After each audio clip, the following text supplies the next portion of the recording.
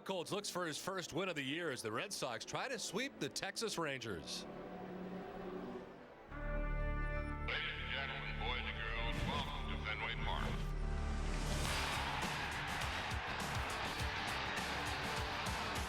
They struck him out, and the Red Sox win.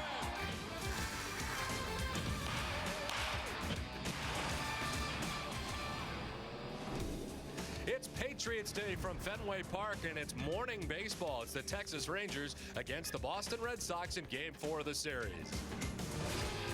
Hi again, everybody. I'm Don Orsillo, and welcome to Red Sox baseball. Well, what a start for the Red Sox it has been. They're 7-2 at home, and it's been incredible the way they've been winning. Coming from behind a lot this season already. We check out the numbers. It's been 9 times out of 12 wins for the Red Sox this season. They had 42 come from behind victories last year, and from the 7th inning or later, they're getting it done against other teams' relievers. Manny Ramirez has been best in the clutch so far, and the most come from behind wins the Sox have had in the season is 49 back in 1977 and in 1940.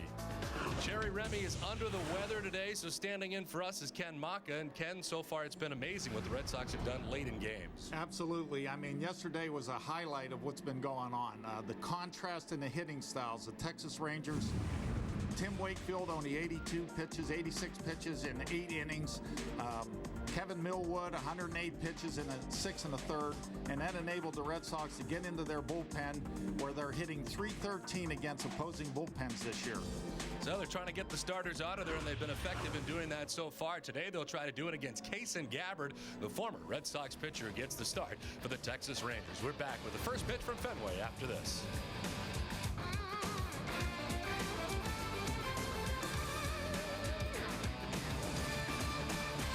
My perception of Ford has always been trucks. They are going to let me drive the Ford Edge. We knew that people who don't drive a Ford would be surprised by Ford.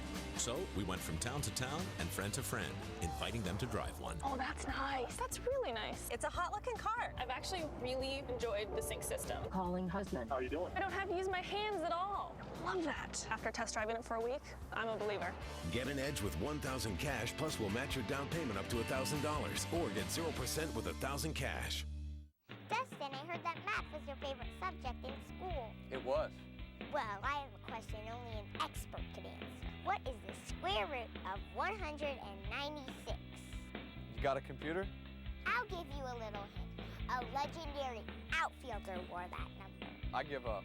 Young man, let me help you. The answer is 14. I don't believe it. It's Jim Rice. Buy 3 Goodyear BF Goodrich or Uniroyal tires now and get the 4th tire free. When you have 2 good teams, who wins comes down to who wants it more. Same goes for banking. That's why the people at Sovereign prove time and again that nobody wants your business more or cares more about keeping it. From anticipating your needs to calling you about special offers. Sovereign's all over it because we want you to be the winner. Welcome to Sovereign.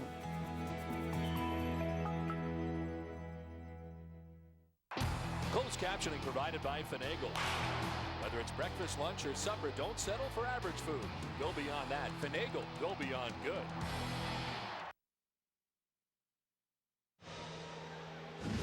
Boston Red Sox baseball in Essen is brought to you by Southwest Airlines, Nissan, Ricoh, New England Dodge Dealers, Citgo, New England Chrysler Dealers, and by Sovereign Bank, the official bank of the Red Sox cable network. Well, good afternoon once again, everybody. Welcome back to Fenway Park. The Red Sox and Rangers wrap up their 4-game series with morning baseball from Fenway. And as the Red Sox have taken the field, it's Junior Announcer Day here at Fenway Park. Here's the Texas Rangers starting 9. Hi, my name is Greg Sachs from Lincoln, Massachusetts. Starting for the Texas Rangers, second baseman, Mr. Ian Kinsler. At shortstop, Mr. Michael Young. In center field, Mr. Josh Hamilton. In left field, Mr. Milton Bradley. Third baseman, Mr. Hank Blaylock. Designated hitter, Mr. Jason Botts. In right field, Mr. David Murphy. Catcher, Mr. Gerald Laird. And at first base, Mr. Ben Broussard. Great job, Greg. As on the mound today for the Red Sox is Clay Buchholz. Well, Clay Buchholz making his 4th start this year. You can see 14 innings, 18 hits, a little high on the hits per innings. Not bad on the walks. He's a right-hander. He's got a 4 pitches and changeup, curveball, slider. He throws over the top, an extreme downhill angle, and should have good sink on the ball. So, you know what? The left-handed hitters are hitting less against him than right-handed hitters, and that's a little bit unusual. But a pitcher with a curveball, changeup kind of thing, sometimes right-handed hitters see them better. Let's check out the defense today for the Boston Red Sox. It's Joe Thurston in left field, Jacoby Ellsbury in center, J.D. Drew in right. Around the infield, third to first, Lowry, Lugo, Pedroia, and Euclid. The batteries, Buchholz and Cash, catches for the 2nd straight day for the Red Sox as Jason Varitek under the weather today, and Jerry Remy under the weather today as well. The voice you just heard is that of Ken Makas, the former minor league manager of the Red Sox and major league manager of the Oakland Athletics. And we're underway with the first pitch of the ball game. In there for strike 1 to Ian Kinsler. Kinsler starting the day hitting at .286. He was able to homer Tim Wakefield yesterday, his first home run of the year, and 8 RBIs on the season. Nice to see him jump right out there and get strike 1. The pitch outside to Kinsler, and here was the home run yesterday off Tim Wakefield. It was the first batter of the game. Wakefield would end up giving up 2 home runs, I should say. Gave up 5 runs altogether, but did come away with a victory yesterday afternoon. Another come from behind win for the Red Sox. Well, it seems like he overthrew that breaking ball a little bit up in the zone with that. Buchholz coming in at 0-1. As you see, Wakefield was able to grab the victory yesterday with some late inning magic from the Red Sox. It's 3-1 now to Kinsler as he missed at 95, and Buchholz throwing hard to begin today.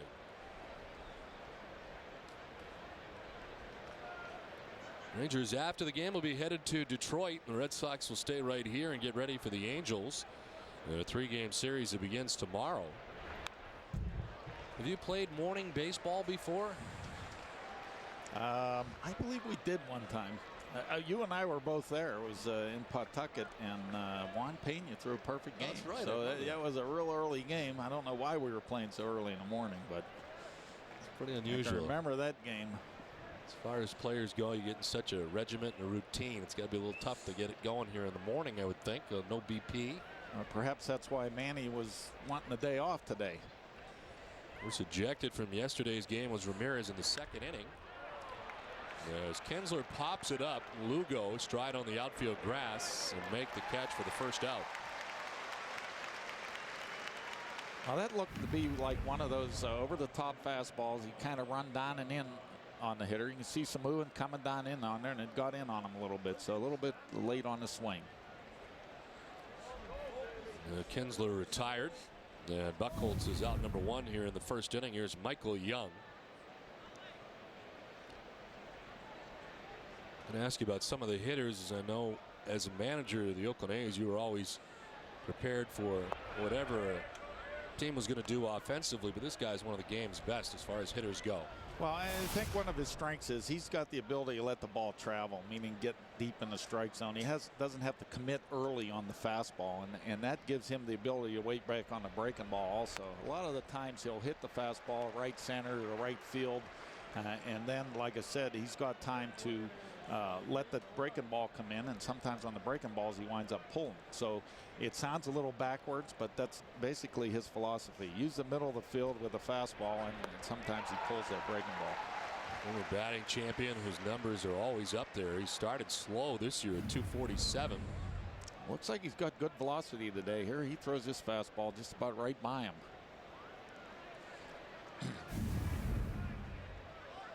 Young with a 5-game hitting streak coming into today.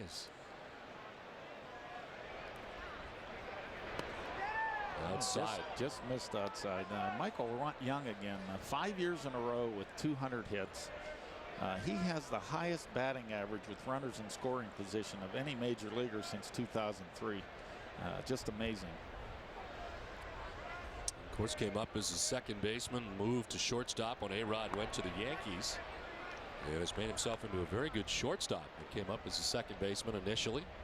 Well, actually, at the end of the season, when A-Rod was still there, in one of those games, they put him over at shortstop, and somebody hit a ball in a hole, and he went over and picked it up and just threw that ball at first base. It was an absolute cannon.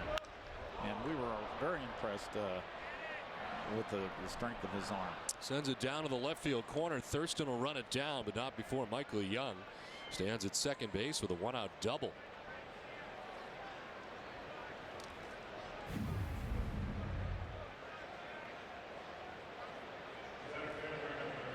That appeared to be a changeup. I think the catcher was sitting outside on that one, and it got away from him, kind of drifted back into the Michael Young. And as I said earlier, I mean, it pulls the breaking ball. So there's a breaking ball right down the left field line. So a one-out double here for Young, and here's Josh Hamilton, who's had a great start to this season. He's hitting just under 300 at 299 to start the day. So foul tipped into the catcher's mitt. Hamilton with 4 home runs out of the gate, 17 runs batted in, and last year, of course, with the Reds, this year with the Texas Rangers.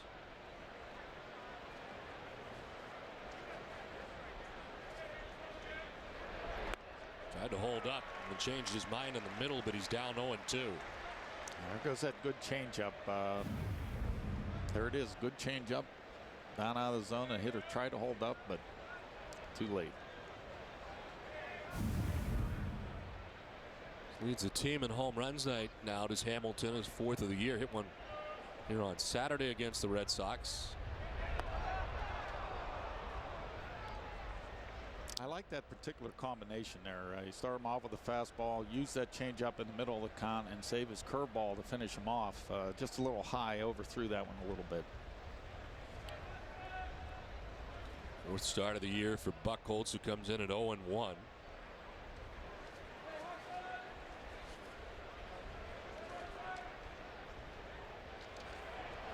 Swing and a miss. Strikes out Hamilton. First K of the day for Clay Buchholz.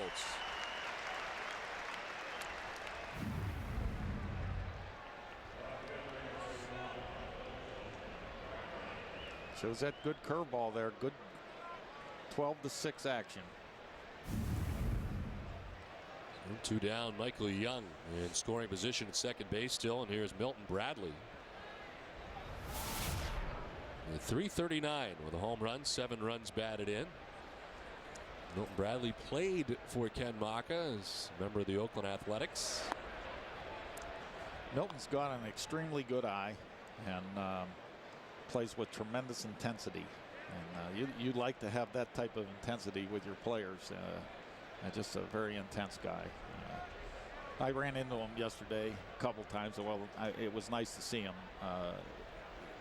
He brought a lot of life to the Oakland A's and really had a lot of fun with them over the course of the year.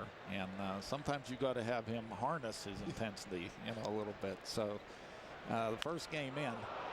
So to left field, Thurston's back there to make the catch. We'll pick up on that next inning. As Michael Young left at second base, the Rangers don't score. Red Sox coming up.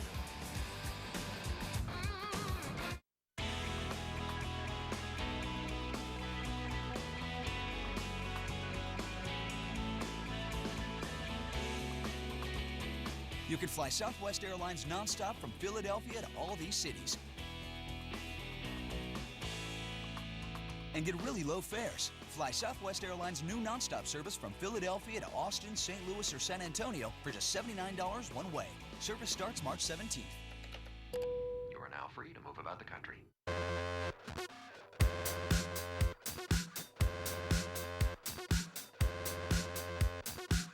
Bring on what you got tonight. You're my dog. She said, keep it tight. You show what I did. You hold, I commit. You take what I owe. One great car leads to another, leads to another. The Mitsubishi Lancer. Hop in. It's go time.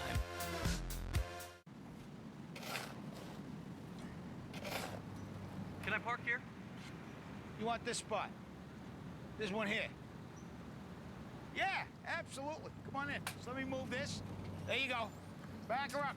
Hey, cut hard the other way. Got it. Watch your bumper. Visit thenewboston.com, your direct connection to discover everything about the place we call home.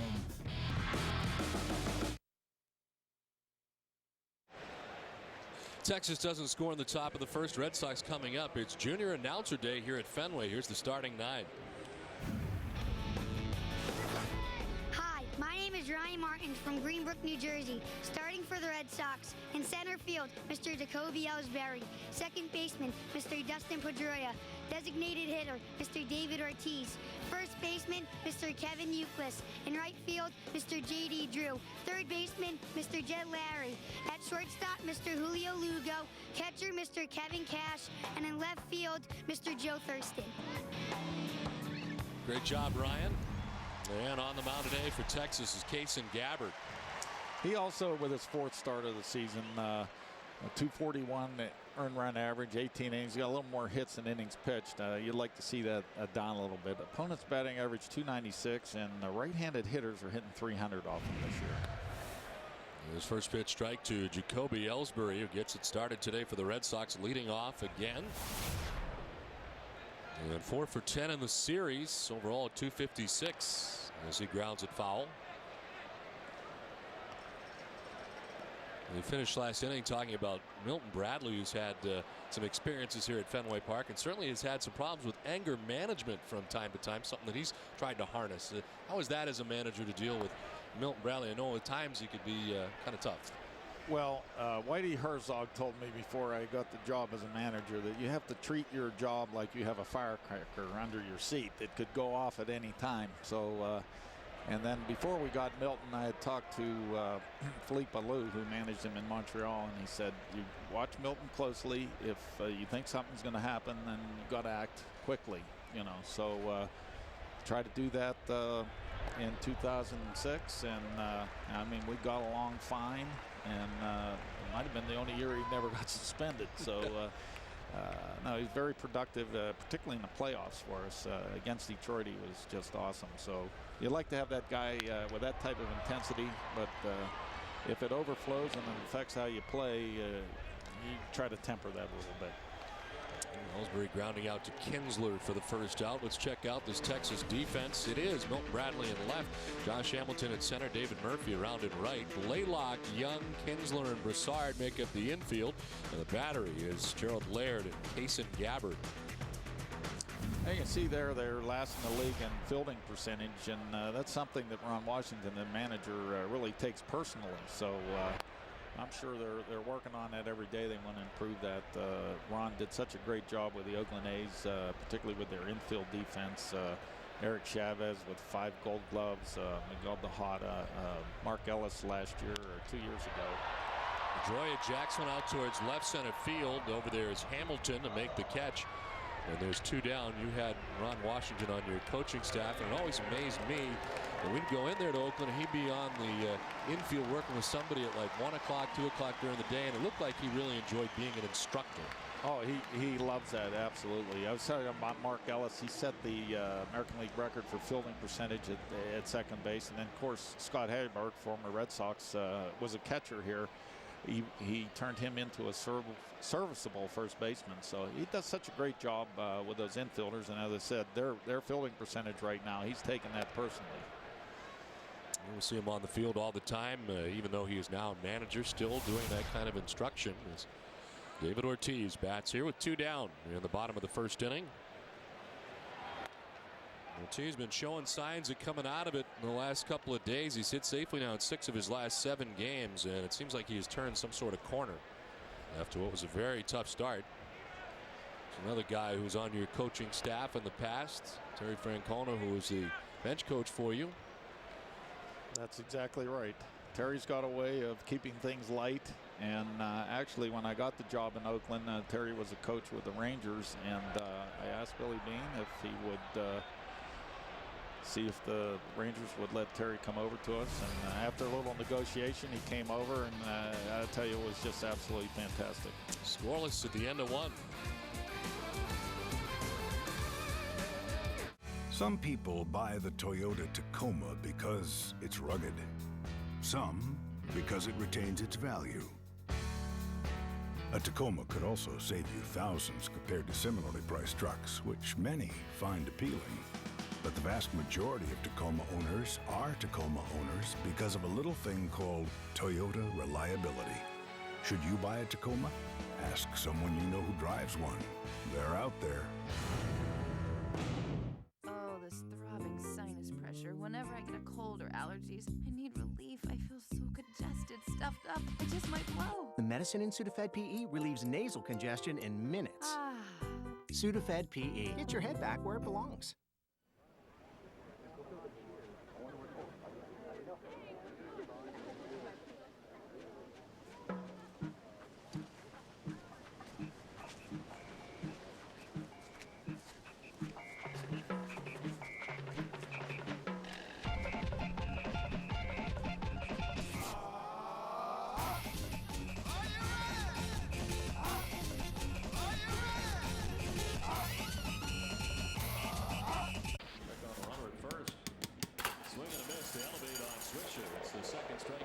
Hey, how about a serving of Red Sox action with your breakfast? Breakfast with the Sox, a 1-hour replay of Red Sox games.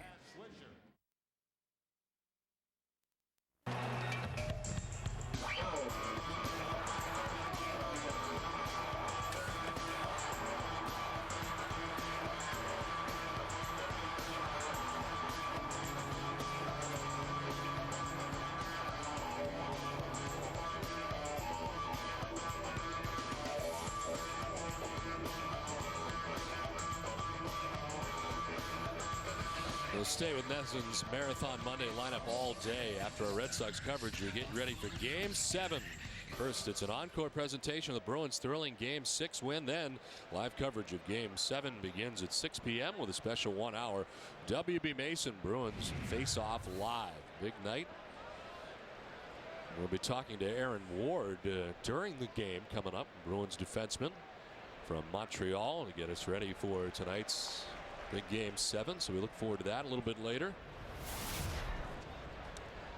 It looked like he started Blaylock off with a changeup, and that's a pretty good idea right there.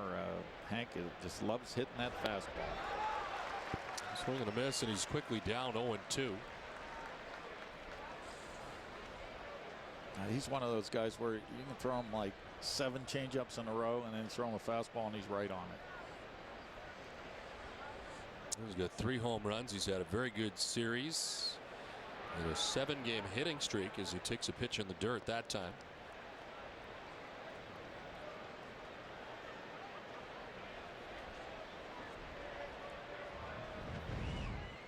Blaylock last year finished the season with 10 homers. Most he's had in a season was 32 back in 2004. And off to the fast start, 3 home runs out of the gate. As he takes ball 2, 2-2. A little bit of an over adjustment there. Bounced the first curveball, the 0-2 pitch, and then that one there, he tried to get in and strike zone a little bit high.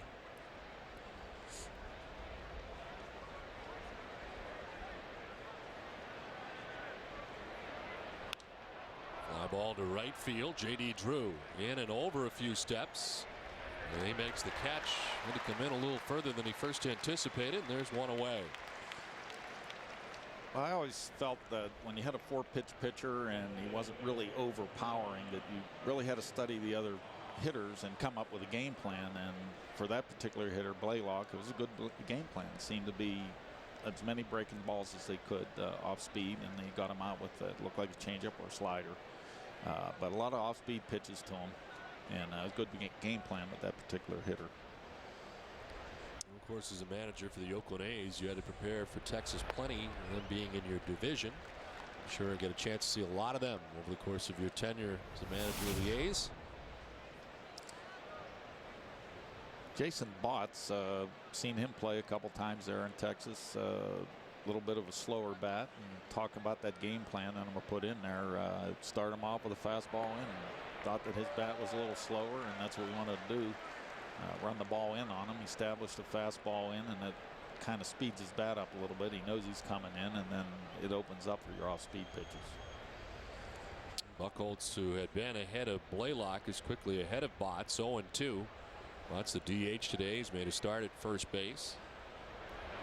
And he strikes out as that time Buchholz going to the 95-mile-an-hour fastball to get it done. 2 down. Good location, good velocity, good 0-2 pitch, just a little bit off the plate. Really expanded the zone on him a little bit. Got him to chase a pitch. It was probably a ball. So Botts is gone. 2 down, 4 in a row, retired by Buchholz. And here's David Murphy. There's the Red Sox saying the players they traded away for Eric Gagne both today. There's Kason Gabbard starting the game for Texas, and David Murphy, who's played in every game so far. Got a home run, 6 runs batted in so far in the young season. Another first pitch changeup for a strike. Murphy's had a quiet series, 1 for 10, and he's down 0-2.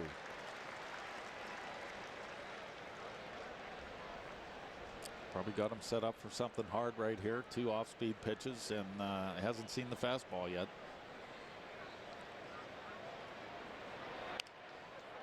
Popped up, and that's going to fall into shallow center field. Lugo thought he might have a chance as he headed out. Missed the second hit of the series from Murphy, and it's a 2-out single. Another good combination there. 2 off-speed pitches. Try to run the fastball in on him. Wind up jamming him on this pitch, and he bloops it into center.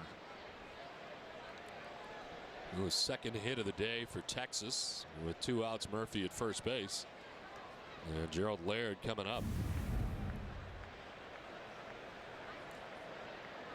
Laird is 0 for 11 in the last 3 games. His first to check on Murphy, who's back to the bag at first.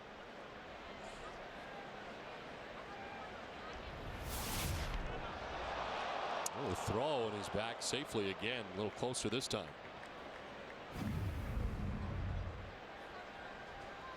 Just starting to make his way to his lead when the throw came back over again.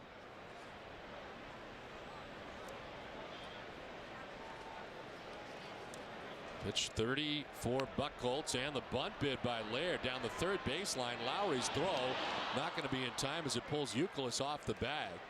And Laird there with 2 outs, looking down at third base and seeing Lowry backed up, so he drops it down and is able to get a bunt single.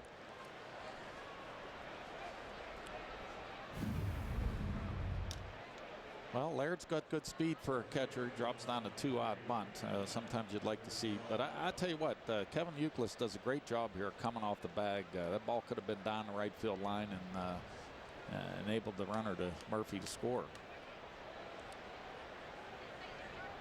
Buchholz getting a chance to return to his first base spot. With Lowry in the starting lineup today for Boston. Sean Casey off. And Texas threatening here in the top of the second. Runners at first and second, 2 down for Ben Broussard, who takes a pitch inside. Broussard hitting under 200. He's got good power, 3 homers and 8 runs batted in. The strikeouts have been a problem for him. As he taps one foul, it's 1-1. Good location on that pitch, right on his hands.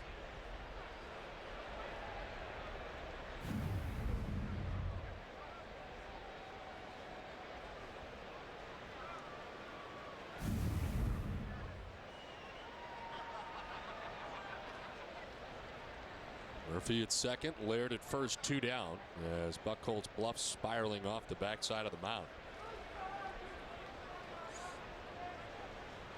Broussard has struggled. He is hitless in his last 16 at bats and has won for his last 22. Seen that average drop down to 180. And he takes strike 2, 1-2. He's played in 3 locations, all in the American League, between the Cleveland Indians, where he started out, then went to the Seattle Mariners, and now a member of the Texas Rangers. The top of the order, Ian Kinsler waiting on deck.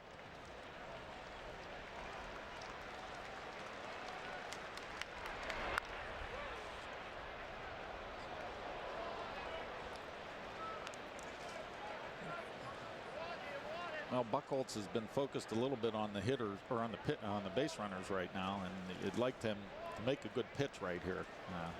Got a guy in scoring position, 2 strikes on the hitter. Forget about that runner and try to make a good pitch right here. 2 on, 2 down here in the top of the second, and Broussard backs out.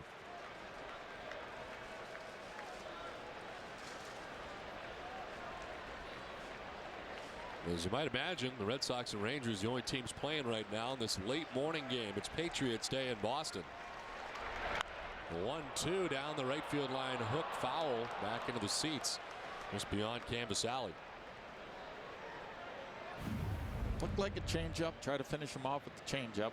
See, it's going down and away. Broussard out over the plate, poked that ball foul.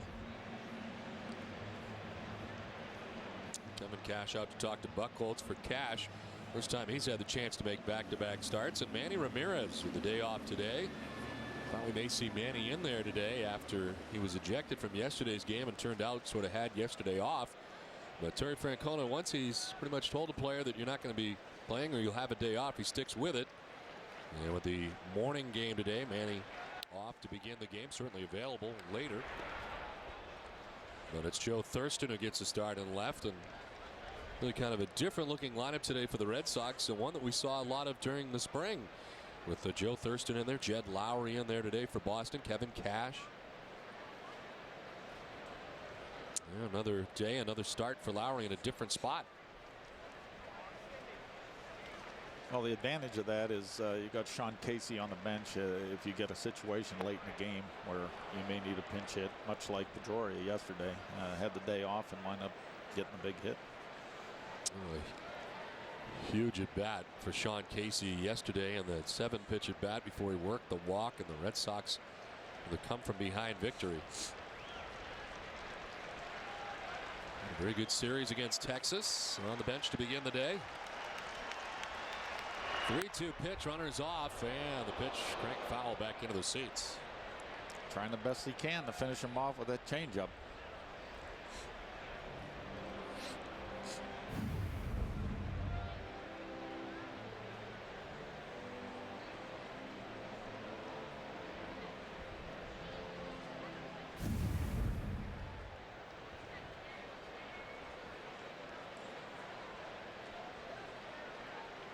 Pitches for Buchholz. Runners at first and second. They'll be off here on the 3-2 pitch. Ben Broussard. Ball 4, and Broussard able to work the walk down to first base to load him up on the first base on balls for Clay Buchholz. It's a good time for the catcher to go out there and let this guy catch his breath. He's got 20-some pitches this inning, and this is a big hitter here. The top of the lineup. Turned it over. Be nice to have him go out there and tell him to catch your breath and make a couple pitches here. Bases loaded, 2 down. Ian Kinsler standing in for Texas. He popped out to short. First time up. It's now second time through. As the Rangers get their second look at Clay Buchholz.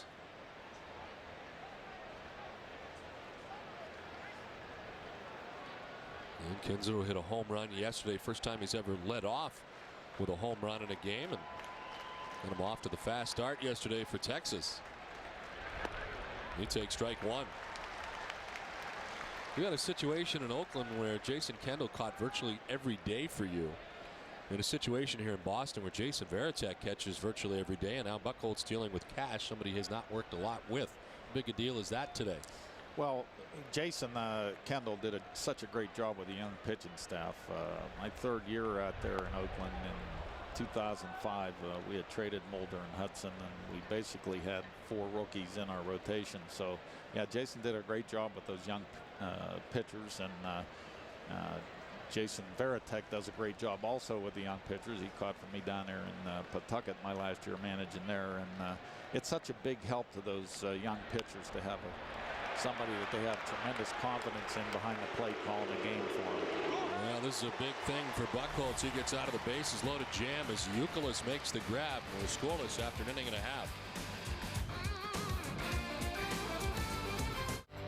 KFC Famous Bowls, freshly prepared with our home-style mashed potatoes, layered with sweet corn, all-white meat, crispy chicken, and topped with our signature gravy and 3-cheese blend. Life tastes better with KFC. My perception of Ford has always been trucks. They are going to let me drive the Ford Edge. We knew that people who don't drive a Ford would be surprised by Ford. So we went from town to town and friend to friend, inviting them to drive one. Oh, that's nice. That's really nice. It's a hot-looking car. I've actually really enjoyed the sync system. Calling husband. How are you doing? I don't have to use my hands at all. Love that. After test driving it for a week, I'm a believer. Get an Edge with $1,000 cash, plus we'll match your down payment up to $1,000, or get 0% with $1,000 cash. Not too close. What do you think? I got that insurance? What insurance is that, Yogi? Aflac. The one you really need to have. If you don't have it, that's why you need it. Need what? Aflac. Well, if you get hurt and miss work, it won't hurt to miss work. And they give you cash, which is just as good as money. Aflac. Ask about it at work. Nestle keeps your socks on round the clock with Socks in 2. 2-hour game replays every game night at midnight and the following afternoon. It's your second chance at the socks, only on Nestle. It's fun, exciting, and only here for a short time. Introducing the lottery's limited edition World Series Red Sox ticket. You can win up to $10 million instantly. There are also 20 instant prizes, each worth $1 million. Plus, you could win great Red Sox World Series memorabilia. Get yours today at Fenway Park or your local lottery agent, masslottery.com. Well, not yet really coming through Kenmore Square yet. On this Marathon Monday from Boston, we're scoreless into the second inning. And Kevin Youkilis leads it off. It was a very good 1-2-3 first inning for Kason Gabbard. And his return to the Fenway Park mound.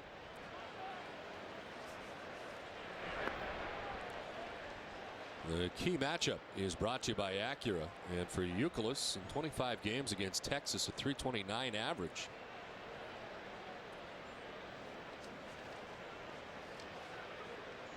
A 9-game hitting streak coming into today's action. Mitt Romney, Joseph Abboud, both here today on this Patriots Day in Boston. And Gabbard loses his footing and goes down. Let's see if he hurt himself.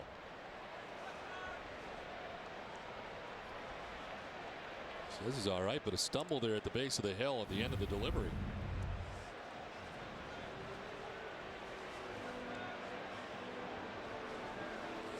Like the push-off foot fell off the rubber there as he was finishing off the delivery and making sure he's all right.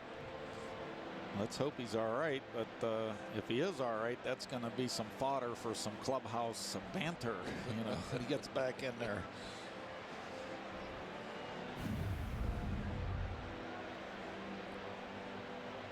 The back foot just kind of gave way on him.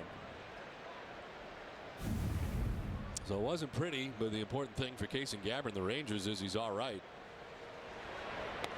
As Youkilis takes a strike in the count 2-2. Well, there's been a lot of talk here about trading Gabbard and getting Gagne, but you know, it's one thing about left-handed pitchers. You're really never sure about them. Jason doesn't have that overpowering fastball. It's hard to evaluate left-handed pitchers. You just don't know how long they're going to pitch or how they're going to blossom. It seems to me the left-handed pitchers have a little more sink on the ball.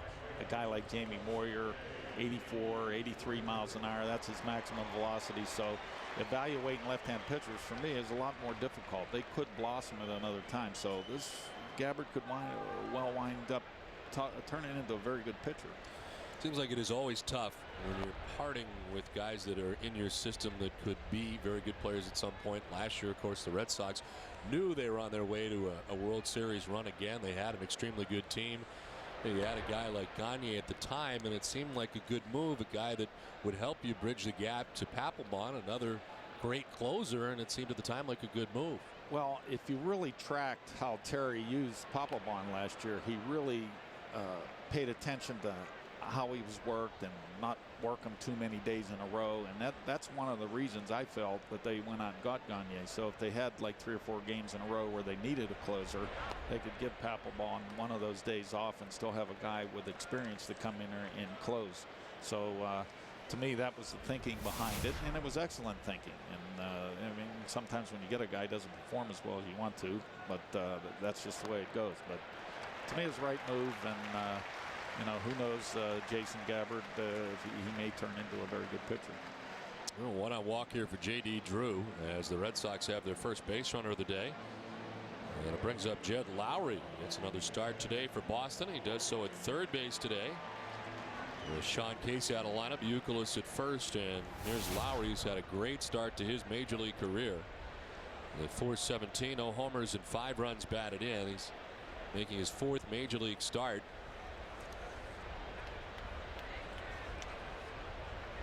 His 2nd start at third base. Made a start at short, start at second. And he takes strike 1. Jed really brings some versatility to Terry. It enables him to rest everybody in the infield, and he's done a great job since he's been up here.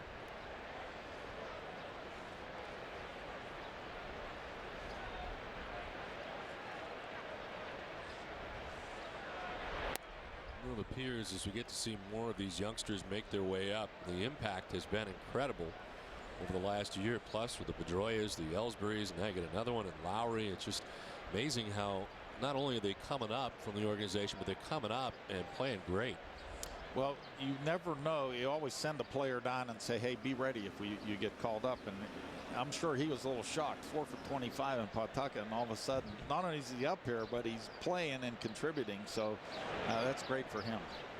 Of course, he had a chance to play a lot during the spring training schedule for the Red Sox. Really on a daily basis we saw him, and he felt very comfortable when he arrived here at Fenway Park because he had played with all these guys, made the trip to Japan with the Red Sox as well.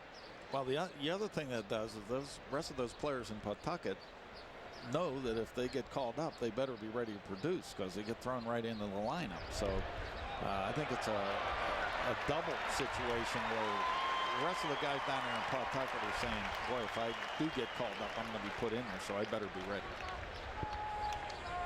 A wild pitch here from Gabbard advances Drew to second base.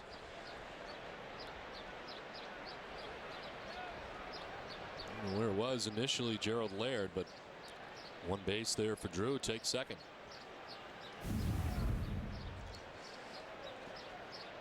So 1 out, Drew in scoring position. Lowry with a count of 2-2.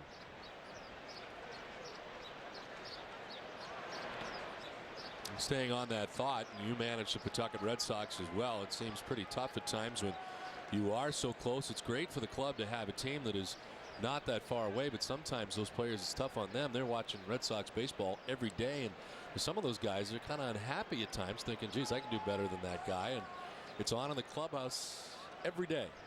Well, you know, sometimes you'd come in after the game and you'd have a couple players looking at the TV feeling sorry for themselves.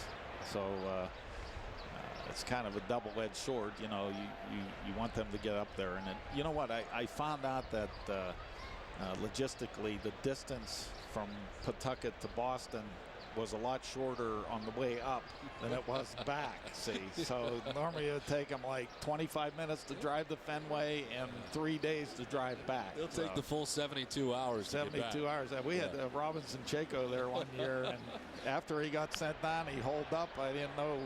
I had to get Archimedes Pozo to help me get him out of his. He was boarded up in his house. He didn't want to come out. So. Well, Robinson Chaco, there's a name from the past. Oh, absolutely. This is Ken Mako's here today. Jerry Remy, of course, under the weather. And thanks to Ken for joining us this afternoon as the Red Sox and Rangers in this 4-game series. Big day today on Nesson. Of course, game 7 tonight. And again, we'll be talking Aaron Ward a little bit later during the game as they prepare in Montreal. They've got the morning skate going on, and they're getting ready for a big night. How great is that right there? Coming to Fenway on Patriots Day, and you got a souvenir. Barehanded that one. Did Dad help out, I hope? I didn't get a good look. I don't know. One down. Red Sox have Drew at second base. And Lowry grounds one left side to Young. He'll throw to first, and there's two down. Drew running in front of him gets to third.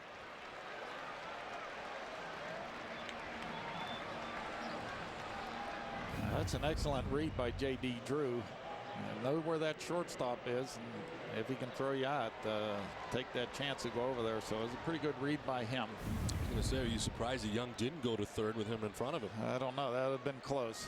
But that shows you the value of that wild pitch. That's a double play ball right there written all over it. They'd have been out of the inning, and hopefully the Red Sox can capitalize on that mistake and Lugo drive in a run here.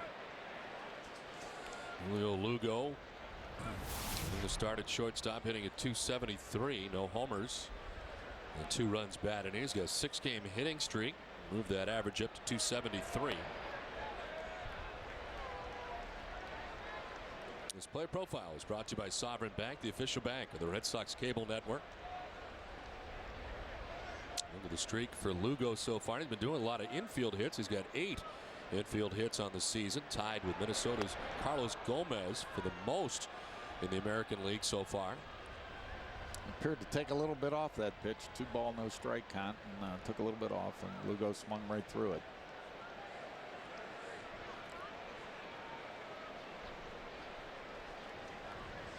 Drew just 90 feet away with 2 down. Lugo's not alone as far as the streaks go, as the Red Sox have got quite a few going. Youkilis with a 9-gamer, Dustin Pedroia with a 9-gamer, and Sean Casey, who has the day off today to begin the game, 5 games. And the numbers are amazing across the board. That kind of offense, which has given the Red Sox the top batting average in the majors at .295 to start the day. And it's Lugo who gets the second walk given up by Kason Gabbard of the day, and this will bring Mark Connor, the pitching coach for the Rangers, out. Well, Youkilis has just been tremendous, leading the American League in hitting right now, coming up with some big hits. He's just been fantastic. They'll watch the Red Sox from some of the best seats in the house atop the Green Monster. A limited number of tickets are now available through the Green Monster auctions. Log on to redsox.com today to place your bid. A beautiful day to be out in the monster seats. Red Sox and Rangers on Patriots Day in Boston. And a scoreless game here with 2 outs in the bottom of the second inning. Runners at first and third for Boston. And Kevin Cash coming up. Well, we talked a little bit about working the pitcher and making him throw pitches. Buchholz was out there, 22-pitch inning. Or 24-pitch inning, whatever it was. Yeah, 24-pitch inning, and he needs a little time to catch his breath, so he goes into the dugout. And now the Red Sox, they may not score this inning, but because they work the count and they make this pitcher work, they've given him the time to go in there and catch his breath and maybe recover a little bit and come back out, instead of having, say, a 7-pitch inning and now you sit down, you barely catch your breath, and you're right back out there. So that's another positive to working the pitchers. The negative so far for Buchholz is that he's thrown 42 pitches through the first 2 innings, so the pitch count very high early. As the Rangers had the bases loaded in the second inning but could not score, he got Kinsler to pop out. So Mark Connor went out there in between the at-bats here. He's got almost 27 pitches now, Gabbard, this inning, and he feels like he needed a little blow there too. So that was a very good trip there by Mark Connor. Runner goes at first. No throw as Laird bluffed to third, and Lugo in a scoring position now at second base. He steals it.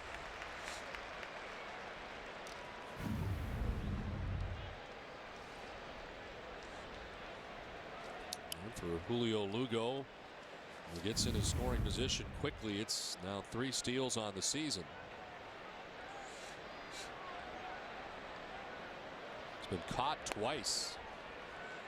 As Cash takes a ball, and it's 2-2. Red Sox running more. You know, their history says that they don't run a whole lot, but you got to have these stolen bases wind up translating into runs. Yesterday, 3 stolen bases, and none of them came in scoring. So it's a big at bat here for Cash. Maybe pick up an extra run here. Down and in. Of course, the 4-run rally yesterday for the Red Sox in the 8th came with 2 outs. And here trying to get it done with 2 outs with runners at second and third. You read about the speed for the Red Sox over the years, but boy, this roster has some speed now, and Terry can do a lot more things with a different looking roster and a bunch of speed.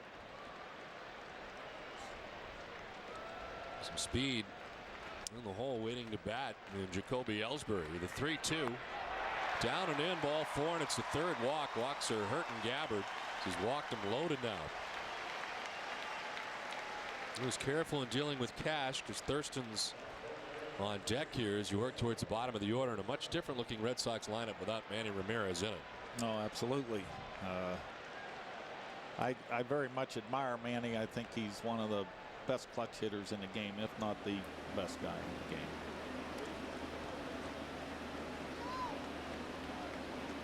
The base is loaded here and 2 down in the second. Joe Thurston is 0 for 3 so far. Making the start in left field for the Red Sox, and he takes strike 1.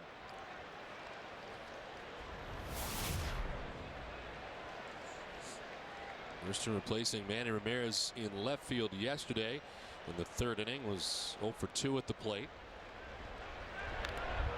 Fights it off and is down 0-2.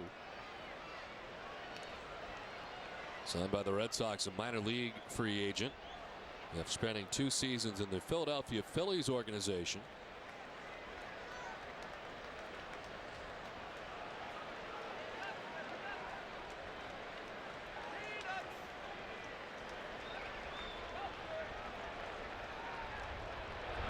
Thurston strikes out. Both teams leave the bases loaded in the second inning. We played 2. No score from the fans.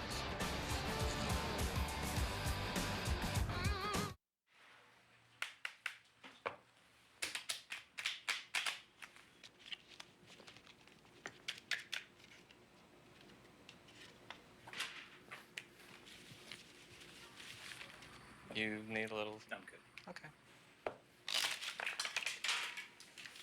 Maybe taste your deal. Yeah, okay. There's a better place to play. Foxwoods Resort Casino, home of the only poker room in New England. Check out the action at foxwoods.com. When you have 2 good teams, who wins comes down to who wants it more. Same goes for banking. That's why the people at Sovereign prove time and again that nobody wants your business more or cares more about keeping it. From anticipating your needs to calling you about special offers. Sovereign's all over it because we want you to be the winner. Welcome to Sovereign. Get ready. This is the Subaru Dealers of New England Spring Sales Event. Get ready for adventure in the world's first sport utility wagon, the all-wheel drive Subaru Outback with a powerful boxer engine for improved handling and control. Right now, get $1,500 cash back, plus 0% financing. It's what makes a Subaru a Subaru. Ready for spring. It's what makes a Subaru a Subaru. Don't miss the Subaru Spring Sales Event going on now. Top half of the third inning, scoreless back at Fenway Park. Time now for our leading off segment, brought to you by Firestone. Patriots Day, recognized in Massachusetts, Maine, and Wisconsin. Red Sox great record on Patriots Day, 64-48, and they've won 4 in a row. And over 25,000 participating in the marathon today. Of course, so are some Red Sox people. Yesterday we had the chance to visit with Shonda Schilling, her 4th time running it, Don Timlin 5th time. And Shonda running for the Shade Foundation, Don for the Angel Fund, and Jacoby Ellsbury's girlfriend Kelsey Hawkins running it for the first time today, and a number of Red Sox front office employees also taking part today as you look into Kenmore Square. They'll be coming through. Always fun to watch them come through on this great day in Boston. It's turned out to be a very good day for running as well. It's not hot, not cold, somewhere in the middle. Comfortable conditions and blue skies. As the Red Sox and Rangers have both had very good opportunities early, but neither have been able to score as Michael Young leads it off in the third. With a double and has got 1 of 3 Texas hits today.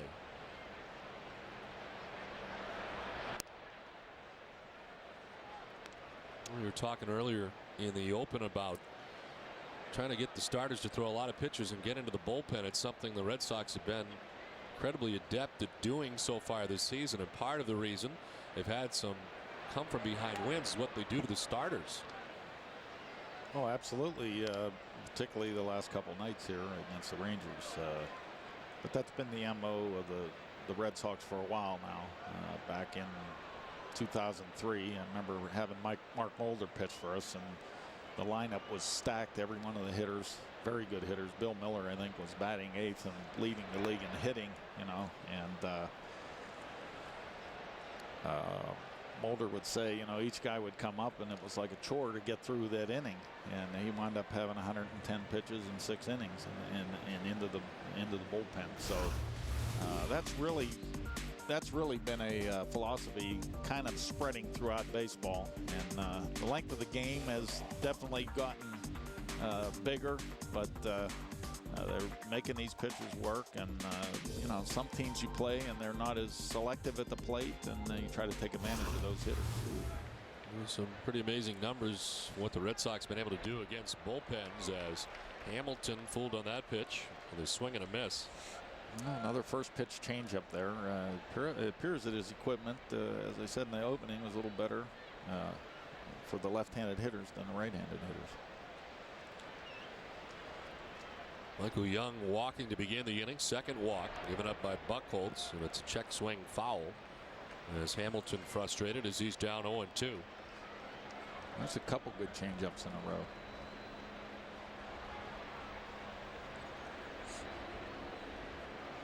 Hamilton, a strikeout victim first time up, as he went swinging in the first. 2 strikeouts on the day for Clay Buchholz so far, as they check on Young at first.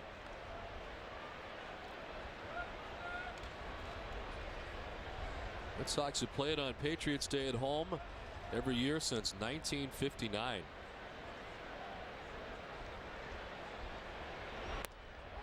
Strike 3. That's a quick at bat for Hamilton. He's down by way of the K for the second time today. Couple changeups. Talked about throwing a bunch of soft stuff early, and then he blitzes this fastball right in there. Great location right on the outside corner.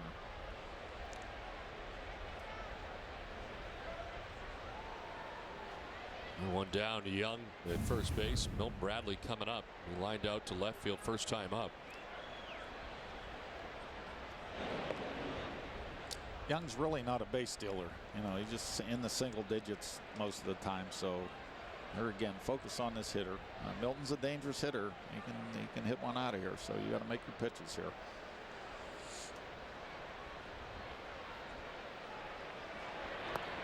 Bradley takes the strike. Lined out to left field. Joe Thurston first time up. Texas with some early opportunities. They left Young at second base in the first, and the bases loaded in the second. They've left 4 men on for the first 2 innings.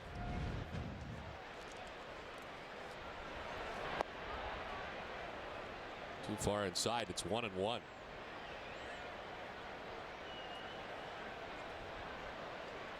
Bradley, who ended last year as a member of the Padres. I think he ended the year in a wrestling match with the manager. Yes, he did, and ended up injuring himself in the process with a strained left oblique to end last year, going to the DL. Knee problems, everything else. Surgery. Yes. I think he had knee surgery and ended the season. He was grabbed by a fan to our left. I told you, one-handed, barehanded grab. It's 2 today.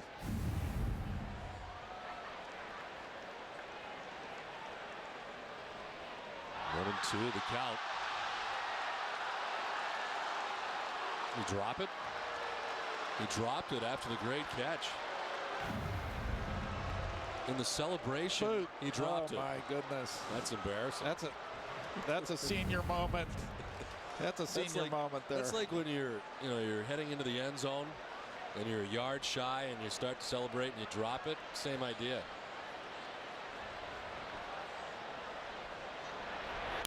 Bradley hits one to right field deep. Back goes Drew. And make the catch as that one died in deep right. And Drew will make the grab. 2 down.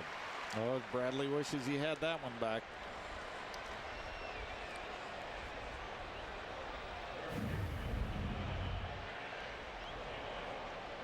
Curveball down and in.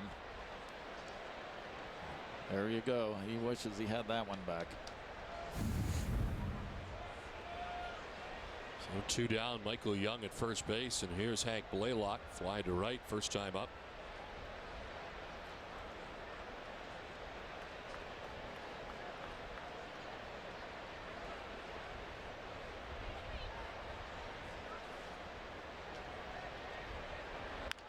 This one back up the middle and into center field. A hot shot for Blaylock. To second base goes Young. And it's first and second now for Texas. We told you Aaron Ward was going to join us, and he's on the phone with us from Montreal. Aaron, how you doing? Good. How you guys doing? Great. Well, Game 6 Saturday night, unbelievable third period. You talk a little bit about what the period was like, both on the ice and the level of the crowd intensity at the Garden. I tell you, we've been longing for it all year for our fans to really kind of embrace the game, and not a better situation than playing Montreal, and there's already that hatred that exists, and to possibly extend our season and ruin theirs, there's nothing like it. And you can see it in the stands. You know, I think obviously from our perspective as players, we got a great boost from the energy in the building from our fans. When you talk about the atmosphere at the Garden, the Bell Center, Montreal is really kind of the mecca of hockey. To have a Game 7 there must be a whole new intensity going on there too. I'll tell you what, for Game 7 on a day where it's supposed to be a celebrated day for the people here in Montreal, it's pretty quiet. I don't know what's happened. I think there's a little discomfort in the coffee. You think they're nervous? I think there is a little bit. There's a sense of nervousness right now, and you know, I would be too if I was picked, obviously the first seed, and you're playing the 8th seed, and all the prognosticators basically gave them it as a walk in the park. So for us, I think there's very little pressure still, and hopefully we can come in here and set a tone. Well, Aaron, there's nothing like playoff hockey, but I got to ask you about the emotion in some of those buildings. How do you keep your emotions in check yourself in order to stay disciplined? Well, I think as an older guy, you got to convey to younger guys the only thing that changes, especially here in Montreal, they're already it pre-exists. It's very loud. They get a free towel, and the Canadian fans learn how to sing in unison the national anthem. And outside of that, that's it. You know, it's the same game. They're as obnoxious as usual, and you just have to learn to kind of phase it out. But as a player, you have to embrace this time of season. You play 82 games, the season grinds on, but this is where you get your opportunity to make a name for yourself, make a name for your team. And I think as a whole, for the players in the locker room right now, this is where we get to show the city of Boston that we're trying to get back in good favor and you know, bring them along for a ride. Well, it's been a great ride so far. We're going to keep it right here at Fenway Park as we're talking with Aaron Ward live from Montreal. And Aaron, you guys have been so great late in games. I'm sure the start of the game is going to be big for you. But what's the biggest key in your view for tonight's game? I think to come out with confidence. You know, we have such a young group of guys that it's imperative that we come out and play the style we have in the last 2 games. It's not get down if we get a goal behind, and not get too comfortable if we get a goal up.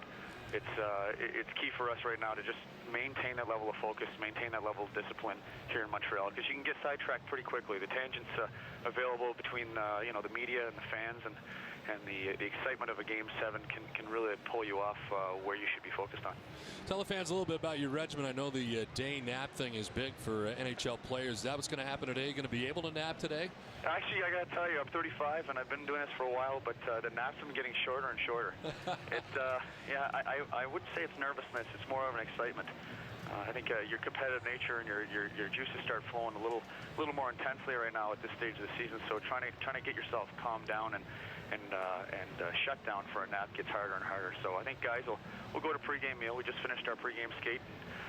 We'll go to pregame meal as a group, eat, and then some guys will sleep easily, and others of us will probably be watching baseball highlights. Aaron, you've got some young guys on that team. You've got 3 Stanley Cup rings of your own. How can you help those guys out? Do you say much, or how does it work? I think that you got to really step back, and if they ask for any type of advice, then you offer it.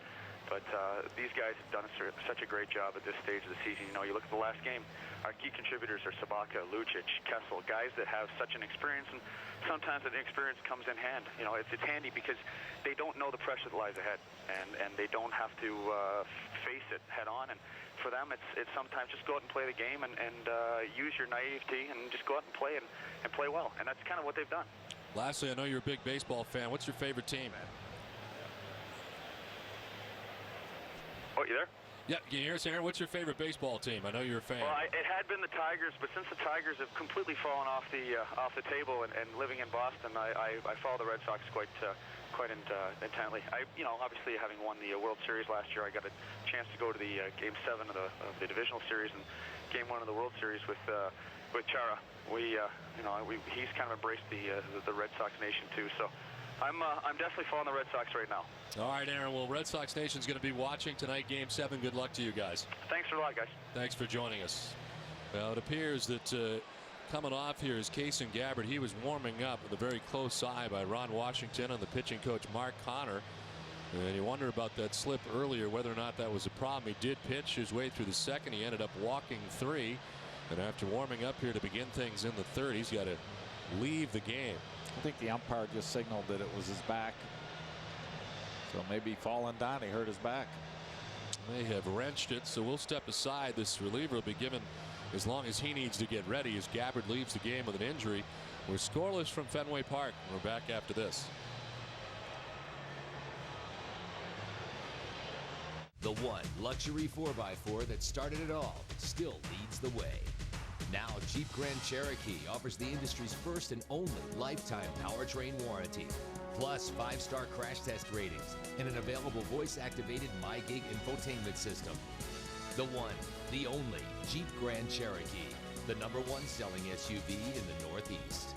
Well-qualified returning lessees can get a low-mileage lease on a Grand Cherokee Laredo 4x4 for $299 a month. I am your idea. I gotta fly. I gotta move. I'm out of the box and in the network. In the zone and on your mind. Don't stop me now. Give me Rico. Rico's always ready to move me. Send me. Here, there, everywhere. This is how we go. Let's go. Rico. Comcast doesn't just connect me to the internet. They connect me to my music, my contacts. They connect my friends to my videos and my photos. They connected me to Susan, then Darlene, then Jenna. And when I needed a mint-condition 4-barrel carburetor, some guy in Tennessee named Earl. I need internet service that connects me to a lot more than the internet. Get connected with Comcast high-speed internet. Just $24.99 per month for 6 months. It's Comcastic.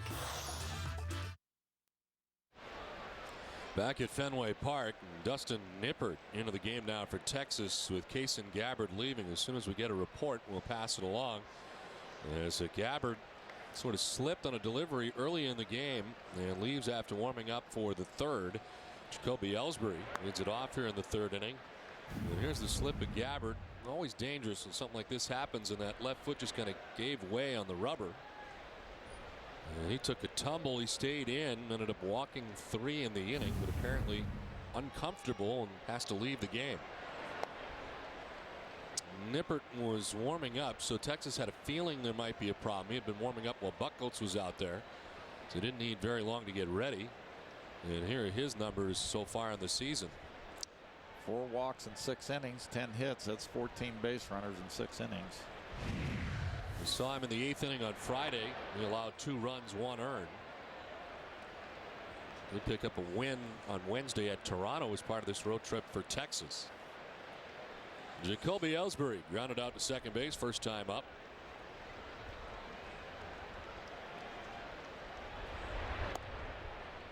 Red Sox left the bases loaded in the second inning when Joe Thurston struck out.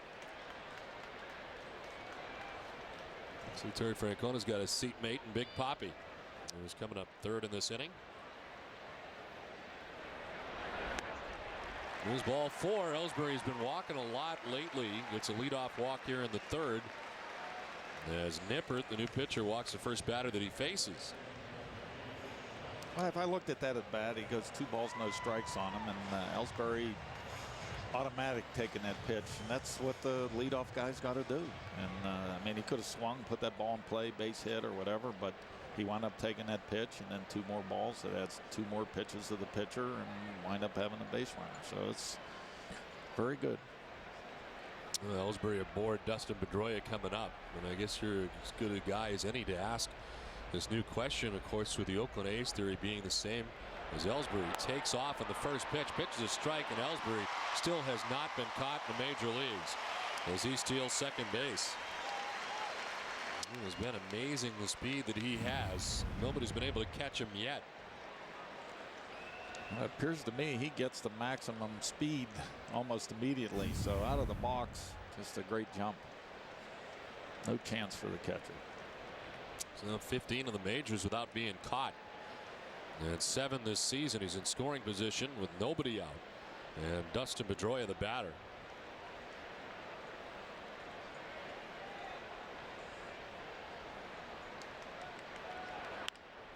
Left side and throw into left field. Ellsbury had to wait. He'll get to third as Bradley gets it.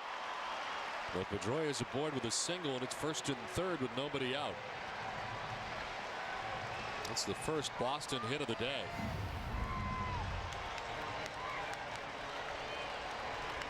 Not hit hard, but well placed between Young and Blaylock on the left side. And here comes Big Papi.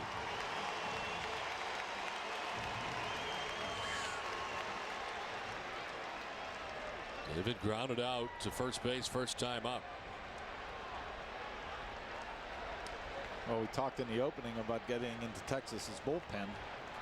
Didn't know that this would be the avenue. A bullpen that's been much maligned here in this series. After being pretty good until coming in here to Fenway as Ortiz takes strike one.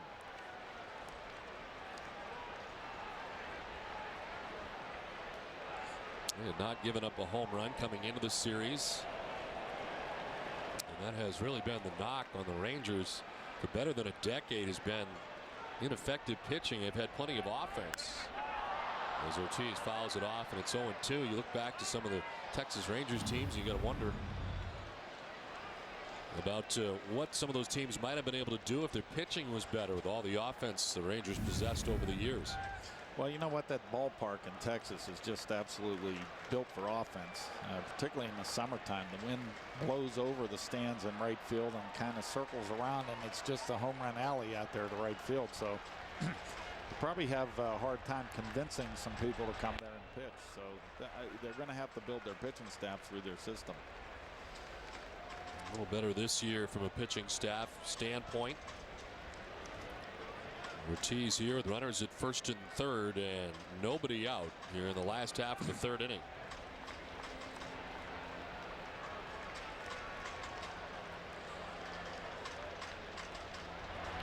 Ortiz with a swing and a foul tip stays alive as he glances off Laird.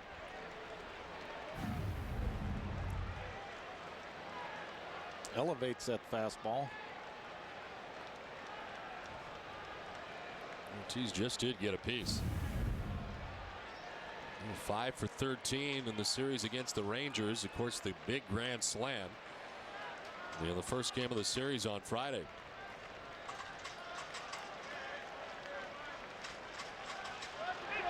Ortiz strikes out. They elevate again, and this time he can't get a piece. 96 from Nippert, and a big strikeout there for out number one.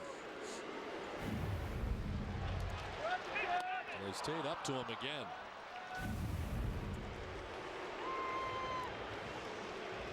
One down, first and third, and Buchholz coming up.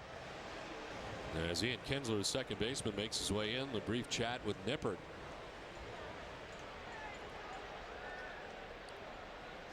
And Kinsler back to field his position with Buchholz coming up. That was a big strikeout there. Now the Rangers are one pitch away getting out of the inning. Double play in order here. Buchholz grounded out to third base first time up as they check on Pedroia at first.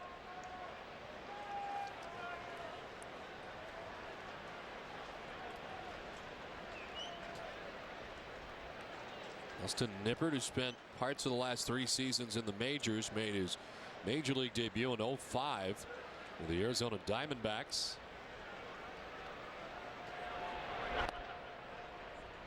This is with ball 1 to Buchholz. Nippert into the game. Gabbard leaving the game after 2 innings and warming up for the third. And Buchholz waiting, hoping the Red Sox can grab a lead here. He's through the first 3 himself.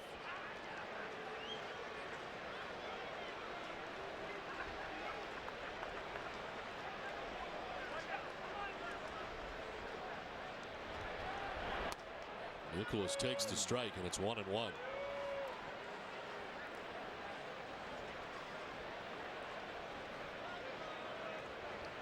Gabbard walked Ellsbury to begin the inning. He stole second, the single by Pedroia.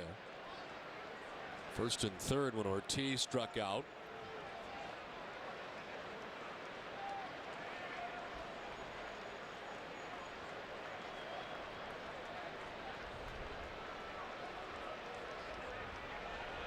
A bluff to third, a bluff to first, doesn't throw to either destination. And again, you got a runner on that's really not a base stealing threat, and you got the pitcher focusing on that. So the hottest hitter in the league up there hitting too, so you better be making pitches here. Forget about that runner. I hear a recurring theme here from you, because it's first and third. Focus. I can somehow see in the back of your head, while Barry Zito and some others are focusing on other things, that must have driven you nuts. You want him to focus on the guy at the plate, I'm guessing. Well, I had a sign out of the dugout to the catcher, and once the catcher got that sign, he was to run out there and tell the pitcher, forget about that runner, you know, let's get this hitter. You don't want to make a mistake, and it'd be a 3-run mistake.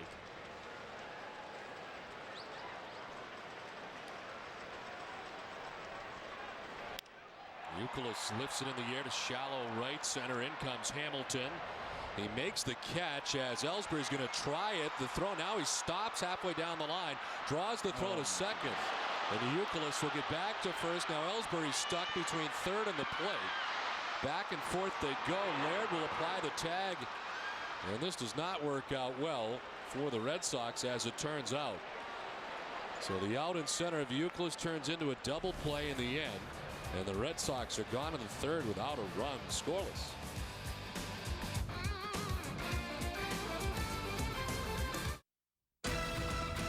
Hi, I'm Ira Rosenberg from Prime Toyota, and this is my brand new building. It's almost finished. Good news is the factory's giving me extra cars. Bad news, I got 300 cars across the street. I don't want to move them over here. They have to go. These are brand new cars, and they're ready to go. So please, anything goes. Come in and see me. I'll do whatever it takes to move those cars. Fabulous deals, fabulous buys. You help me, and I'll help you. Do you get my drift? It's on. It's on. The spring sales event is going on at Pape Chevrolet. Drive in today and drive out with over $10,000 in savings on select new Silverados, including diesels. The long, cold winter is over and the deals are hot at Pape Chevrolet. Save up to $4,000 on a new Impala. Save up to $7,500 on a new Avalanche. Tahoe, Suburbans, up to $8,500 off. It's time to come out and save at Pape's spring sales event in South Portland or online at papechevrolet.com. If you've been waiting for just the right time to buy your next new car or truck, that time has come. Rowe Ford Westbrook is overstocked, so they've drastically reduced prices. Southern Maine's largest selection of new Fords are all on sale with huge rebates, plus 0%, 60-month financing available on most models. This sale is for 10 days and 10 days only, and the no gimmick sale-a-thon price is posted right up front. Plus, you'll get the Rowe Westbrook exclusive, a warranty forever at Rowe Westbrook, exit 48 off the Main Turnpike. Top half of the fourth inning and the end of the third did not end well for the Red Sox, as Jacoby Ellsbury ends up thrown out. I don't think tape of this is going to be instruction like this fall to the young Red Sox. This is not what you want to have happen, and it looked like there that everybody was going to be safe. Because nobody was covering first. Yeah, nobody was covering first, and perhaps Ellsbury didn't know that. Figuring if you're going to make the last out, you make it at home. But there was nobody at first. Everybody was going to get back to their position. So that's a wasted opportunity. I've got J.D. Drew coming up there with a guy in scoring position and give up a run on the base, or give up an out on the bases. And you want to protect all your outs. That's what you want to do. You want to make the other club get 27 outs on you and not give up outs like that on the bases. Ellsbury breaking for the plate on 2 different occasions, and the second time he is out.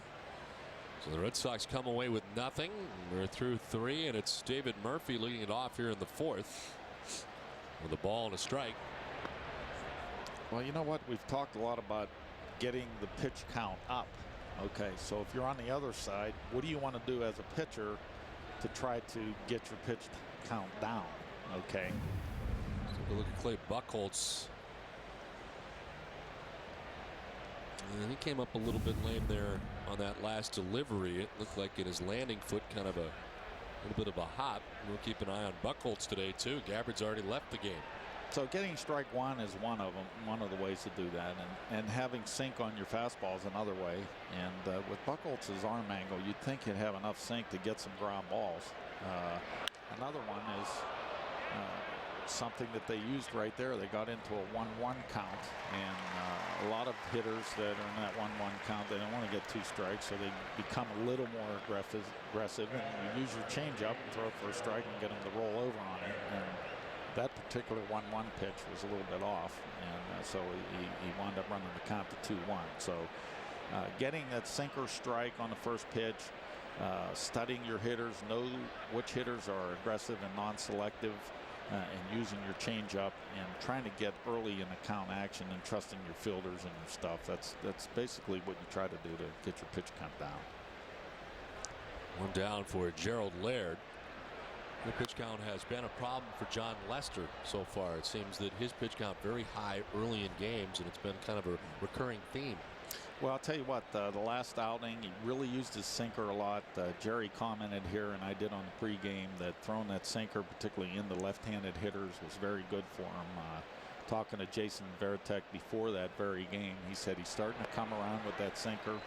When he first came up here, the only side of the plate that he could pitch to was the side of his cutter and his boring in fastball, and now he was starting to get a little more comfortable with the outside part of the plate, the right-handers, to get that sinker. So he said the second game that he pitched against Oakland, he got a lot of easy ground balls with that sinker to the outside part of the plate. So you got to remember, this guy's a young pitcher.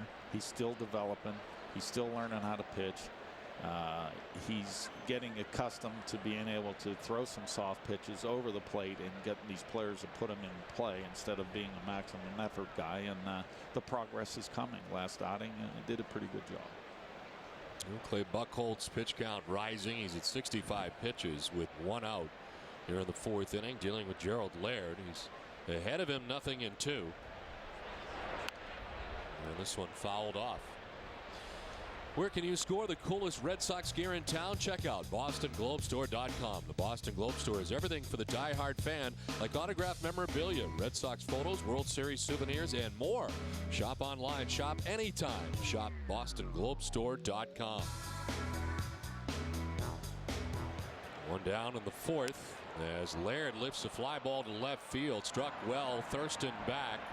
Leaps, and Thurston makes the catch. Well, an infielder by trade. We saw him in the outfield during the spring, and he's made a couple of good grabs here in the last 2 days. And this one leaping in the air at the scoreboard with a wall that he's not really all that familiar with, and he gets out number 2. The nominee for this week's Tin Trophy Award. Tune into the pregame show this Friday to see which play will win this week's Tin Trophy Award-winning play of the week. Well, here you go. You got a left-handed hitter up there, 2 outs and nobody on. It's a good time for the first pitch change up here and get him a little ground ball to first base. Went with the curveball. Ball 1 to Broussard. He walked his first time up. 2 walks so far allowed by Buchholz.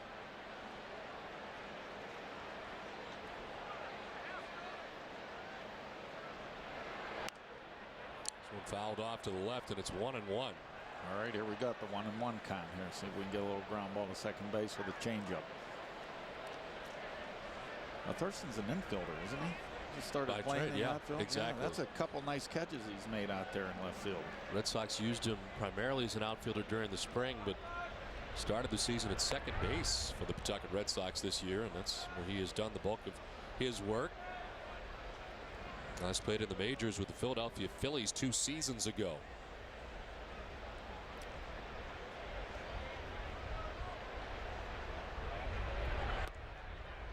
In there for a strike, and the count is 2-2.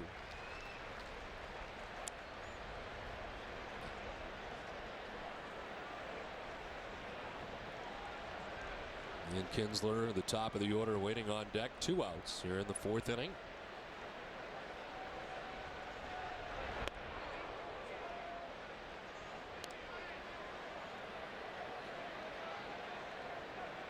Buchholz up to 72 pitches here in the 4th inning. And to work out of a jam in the second. Base is loaded. 2 outs. You get Kinsler to pop out to end the second. Get out of a 2-on with 2 outs in the 3rd. And gets Broussard to foul it off. Full count.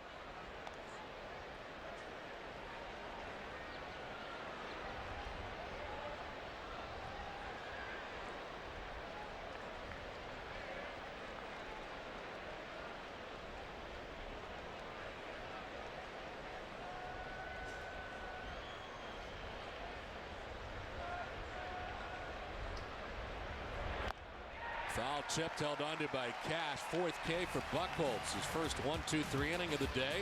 3.5 done, scoreless.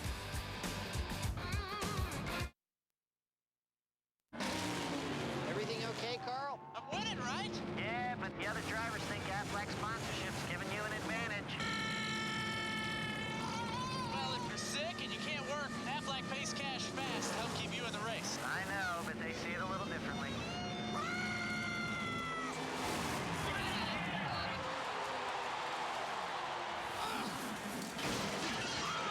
I taught him that. Aflac. Ask about it at work. Coors Light. It's a frost-brewed beer. It's a beer brewed down as cold as 34 degrees. Aged cold. Filtered cold. Put into bottles, cans, and kegs. Cold. Why? We know you like cold beer. So ask for a beer with a taste as cold as the Rockies. Because refreshment isn't everything. It's the only thing. Frost brewed Coors Light, the world's most refreshing beer. Most innovative features. 3rd row seating. DVD player and gaming outlet. 5-star crash test rating. Best fuel economy in its class. Introducing the crossover that's ready for anything. The all-new Dodge Journey. If you can dream it, do it. Back at Fenway Park, in time now for the Aflac trivia question. Our question today: who was the first manager of the Texas Rangers? We'll have the answer for you a little bit later. Our color analyst Ken Mock has already got the answer and has whispered it over the air. So if you heard it at home, you've got the answer already. You were all over it, I think. But we'll find out the answer next inning. Ken Mock along with us today. Jerry Remy under the weather. So the former manager of the Oakland Athletics and great analyst, normally alongside Tom Caron, is alongside me today. And our thanks to Ken for stepping in. J.D. Drew leading it off here in the bottom of the 4th inning. Great analyst, huh? You do an outstanding job. What do you say when I'm not here? You do an outstanding job. Okay. 2-0 to Drew. And a chance to know Ken Maka now for a long time, as he was the former manager of the Pawtucket Red Sox for 2 seasons, and was broadcasting your games then, ripping you on a daily basis as to some of the managerial decisions that you made from time to time. How about the coaching decisions at third base? It's truly amazing that you became a major league manager. As his ball 4 to J.D. Drew goes down to first. I will say this. I thought you were a very good manager. I'm going to tell you, we saw your pants yesterday. Okay, we saw your pants. I didn't want to bring that out, but we did. And okay, there's a replay of the pants. And I'm going to tell everybody out there that when you were the radio guy down there in Pawtucket, you came into the clubhouse one day when we were getting ready to go on a flight somewhere. And your shirt was just absolutely terrible, wrinkled everywhere. It looked like you just crumpled it up on purpose. So I said, take that shirt off. I had the clubhouse guy bring the ironing board and the iron, and I ironed it for you. I said, you're only going to make a first impression once, and you don't know. There might be somebody out there wanting to hire a big league announcer, and you're looking like just terrible, like you slept in it. And now you pull out those pants. It's embarrassing. It was terrible yesterday. It'll never happen again. The balk move here. Let's see if we can pick anything up on Nippert as he went to check on Drew. And they charge him with a balk. Normally it's breaking that front leg. That's what they check for there. Certainly wasn't that he didn't hold it long enough. That is a true story, by the way. And I remember exactly what you told me. Is this one is popped up in the bunt bid, and reaching at first base is Lowry. So not the spectacular bunt, but in the end it gets the job done, and it's first and third. He's got a little smile on his face down there. It's well positioned, that bunt there.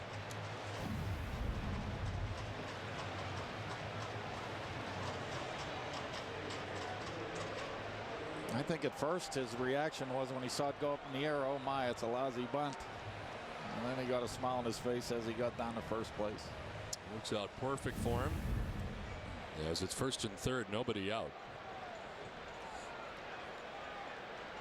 We had this same situation the last inning. It's essential that this hitter put the ball in play. Lugo walked his first time up, riding that 6-game hitting streak coming in. And batting 7th today.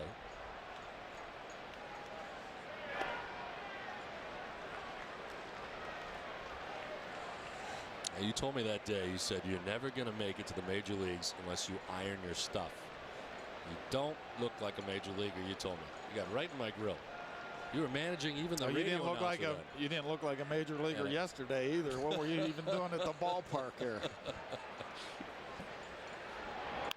This one back up the middle, and it'll find its way into center field. J.D. Drew scores to put the Red Sox on top 1-0 as Lowry goes first to third. And an RBI single for Julio Lugo. It's the Red Sox on top first.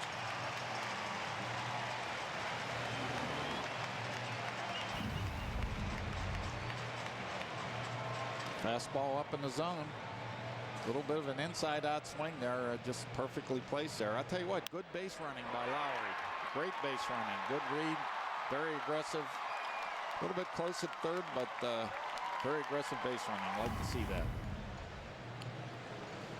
So they're at the corners with nobody out, and Nippert has not gotten anybody out here in the 4th inning. A walk, a balk. The bunt singles it turned out for Lowry. Now an RBI single for Lugo, and here's Kevin Cash. Walked in the second.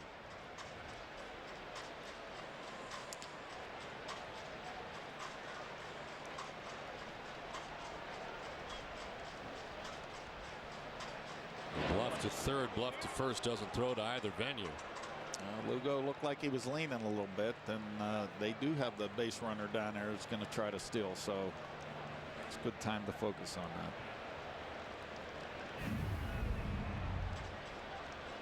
A little flinch. Ooh.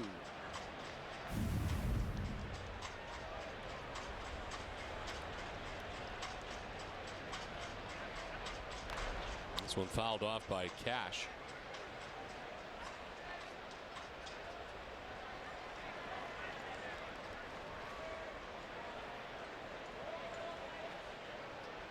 So first and third, nobody out. Cash now, Thurston on deck. Just joining us today, a much different looking Red Sox lineup. Jason Varitek with flu-like symptoms out of the lineup today. Manny Ramirez with a scheduled off day today. And the guys in the bullpen, the band's back together again this season. Not only good relievers, but great musicians. Extremely rhythmic.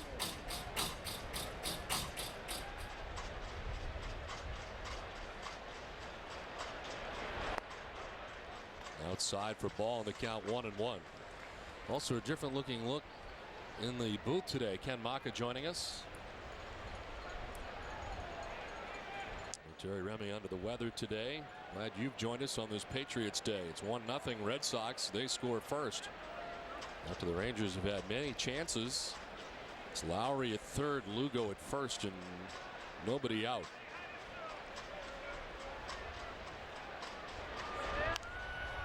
Hopped up foul, backing out of play.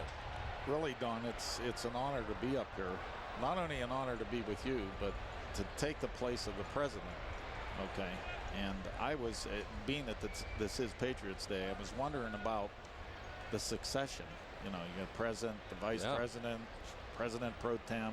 You know, you go all the way through that whole thing. I don't know where I sit in that whole thing, but I am sitting here right now. Regular Rob Crawford is now in charge. It's not an Al Haig situation where he's made that announcement or anything, but right now he is technically in charge because he is the vice president. Regular Rob Crawford, the VP. So there you go. Somebody, the president undergoes surgery or something, right. You know. So power has been take transferred. Over, the power is transferred. Yeah. To regular Rob. Softly lined, caught by Kinsler, and will it turn into a double play? No, it gets thrown away, and Lowry will score, and the Red Sox will have a 2-0 lead as Lugo takes second. So it could have been a double play. Doesn't work out for Texas. In fact, the Red Sox add a run and take a 2-0 lead.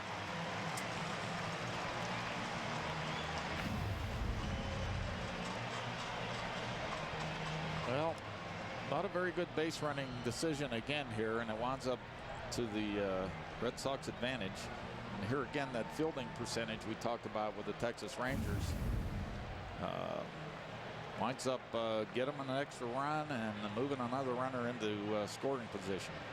Texas coming into the day with 21 errors. One team with more of the Pittsburgh Pirates in the majors, and they've got another.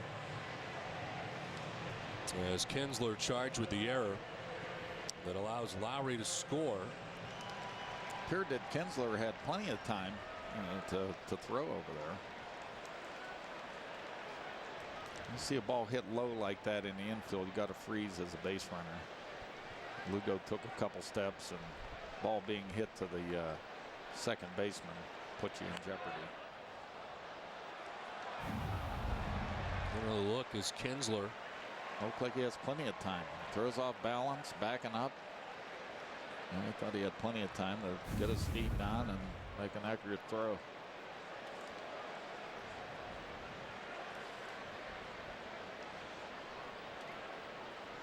It's the 5th error for Kinsler on the season in the early going. One out, runner at second base, Joe Thurston with a count of 0-1. And on the hands and popped up third base way, Blaylock makes the catch in foul ground for the second out of the inning. So even if he would have held that ball, Kinsler could have wound up a lot better than it did for the Rangers. Well, Joe Thurston's had a tough day at the plate, but he sure helped out defensively for the Red Sox. This was yesterday. A nice play back in deep left field. And today, trying to find the wall, find where he was, and then made the leaping grab. So in 2 days, Thurston has made his presence felt defensively in left for the Red Sox. He's 0 for 2 at the plate. And it's Jacoby Ellsbury who bats now at 2 down, and Lugo at second base. Well, it looks like Nipper's got a very good arm. Throws up in the mid-90s. He's got some movement on it. Bit of a command problem. A little tough luck this inning. Lowry laying that bunt down kind of opened the inning up a little bit, and then the error by the second baseman. Well, ground ball by the dive of Blaylock. Young's throw will pull Broussard off the bag. And going to third base is Lugo. So the inning continues. Blaylock tried to dive, and once it got by him, it was going to be a tough play for Young, and his throw pulls Broussard off the bag. It's going to be an infield hit. Exactly right, Don. Once it gets by Blaylock, Young's got a tough go at it. Gets rid of it quickly, but I mean, even if it would have been on line, I think it was too late. Also dealing with the speed of Jacoby Ellsbury. He's got a ton. And he reaches first base, so it's first and third, 2 down, and Dustin Pedroia coming up. Well, we've seen that third to first move here, that little league pickoff play several times here. And this is another opportunity to watch it. So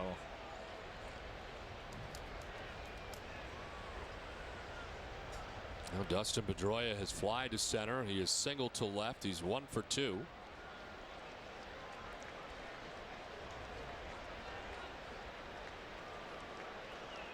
Red Sox grabbing 2 runs here in the bottom of the 4th inning and looking for more. And there you go. You called it right out of the chute. He went first to third and then looked at first and doesn't throw again. He likes that move. I don't even know if I want to take credit for calling that. It's like 3 hitters in a row he did it. Oh, no. If you're going to be an analyst, you got to take credit all the time for stuff like that. That was good.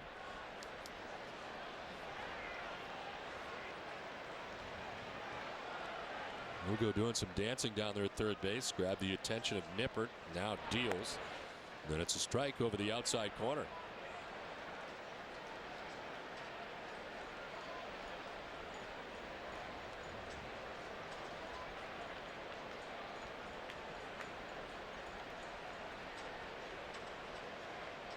Ellsbury held on at first by Broussard.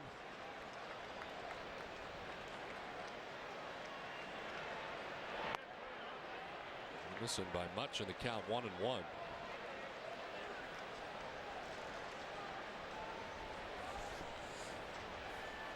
And the Red Sox have been having to come from behind so much, have grabbed the lead today and enjoy a 2-0 advantage with Lugo at third, Ellsbury at first. There goes the runner at first and Ellsbury. No throw from Laird and another theft for Jacoby Ellsbury, second of the day. Well, in that situation there with first and third, and Ellsbury have not been thrown out yet in his major league career, the Rangers elected not to throw through. And when you're not throwing through, you let those middle infielders know that you're not throwing through. You don't want them to be moving towards the base and create an opening in the infield. So they both held their ground and gave up, the stolen base.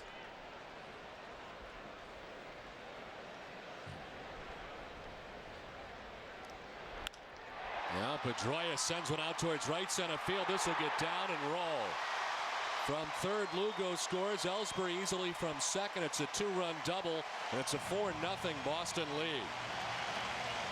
So more 2-out RBIs, and it's this time Pedroia who cashes in.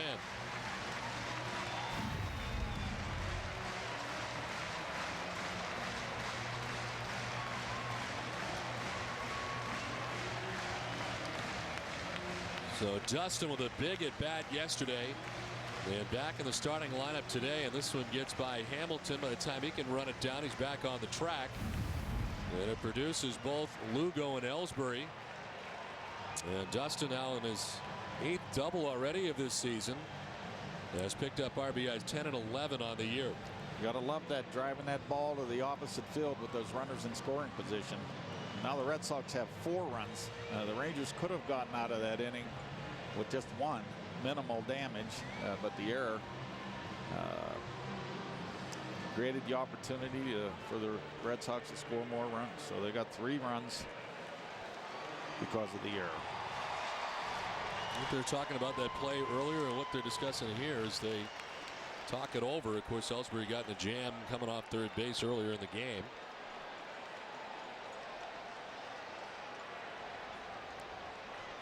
Eighth man to bat in the inning, David Ortiz, who is 0 for 2 in the game, takes ball 1.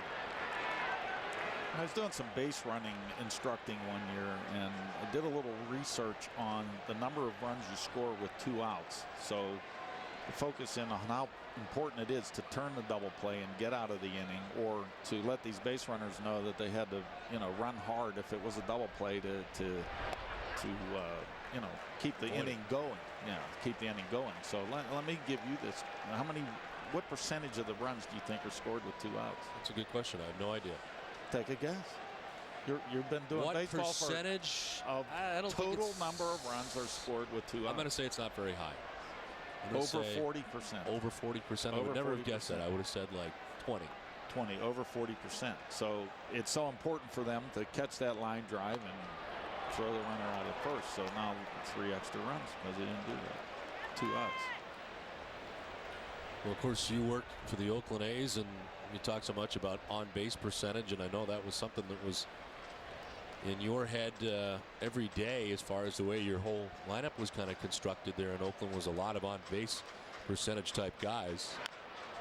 How hard did you find that? I mean, you finally got kind of a big guy in the middle of that lineup who gets some home runs, and Frank Thomas in your last year. That seemed to help out a great deal, but Your thoughts on well, that? the idea is to get people on base for your money guys, for the Frank Thomas, Eric Chavez, guys that are batting in the middle of your lineup, Milton Bradley. That's the idea. Here in Boston, Ortiz, Ramirez, J.D. Drew, Youkilis, you want these guys on base for that. So really, I think what the Oakland A's did was they do a lot of research on players that they're going to obtain, not only at the major league level, at the minor league level also, and before they even draft them in a free agent draft, first year draft. They look at their statistics in college and see if they are guys who work the count or have an idea what the strike zone is.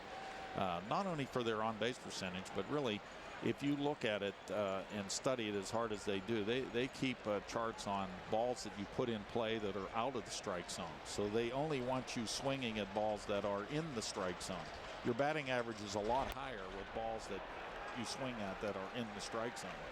So as they're charting these games, they're watching if you're swinging at pitches that are out of the strike zone. And even in the minor leagues, if you're not getting 10% of your plate appearances as walks, they call that manager up and say, you're playing an A ball, there should be 10% of the walks because the pitchers are naturally wilder at that particular level. But they very much encourage, having discipline in the plate and swinging at strikes. Bradley can't find it. He loses it in. The sun hits him and goes to the wall. It will plate Pedroia, and the Red Sox lead at 5-0 as Ortiz going the other way, and Bradley trying to battle the sun out there in left field, even with the glasses on.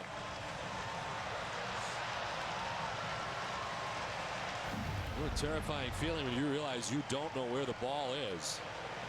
And that one almost hit him, just missing his head as he ducked out of the way at the last second. Want to shield the eyes with the glove. And on this late morning start, you're not used to seeing that kind of problems in left field. It's normally in right. It appeared that he did everything he could, had the shades on, had the glove up there. Sometimes it just gets in that blind spot. It's a double for Ortiz and an RBI. It's his 13th ribby of the year. He's at second. It's 5-0 now Boston, and Youkilis the ninth man to bat in the inning. And he fouls it off to the right. Nippert still throwing hard. So this on-base percentage is not only trying to get on for the guys that they're going to drive the runs in for you, but it's overall plate discipline and swinging at strikes, and your average is going to wind up higher when you swing at balls in the strike zone instead of swinging at too many balls out of the strike zone. A guy who's incredibly disciplined is at the plate now, and Kevin Youkilis. And we've got somebody that's going to challenge that particular theory with the Angels coming in. We've got Vladimir Guerrero coming in, and sometimes the balls bounce, and he's hitting line drives off the wall. So that'll be the study in the other direction starting tomorrow. A swing and a miss for Youkilis. This inning should have been over a long time ago for the Texas Rangers, but the Red Sox have been given some opportunities, and they have cashed in. On top now 5-0. Kinsler with the miscue, and Bradley losing it in the sun.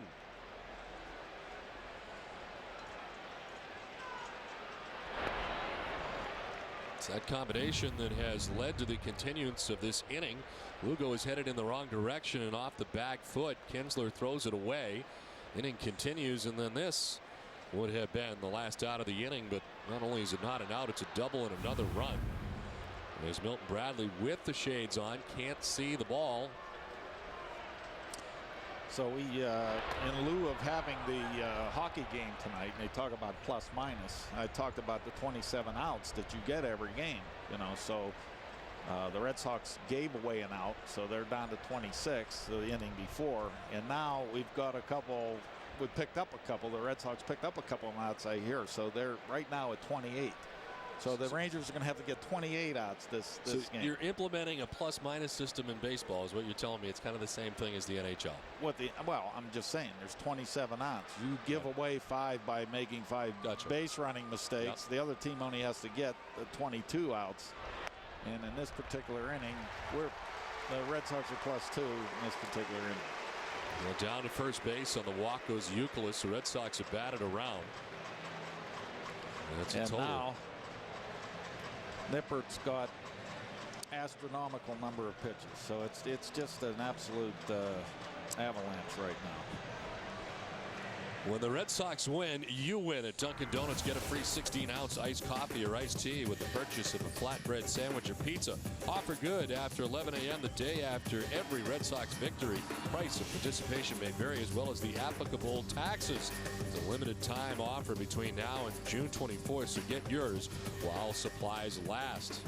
Dunkin' dugout filled up today on Patriots Day in Boston. And it's J.D. Drew who takes ball one. So 9 men have batted so far, and 5 of them have scored.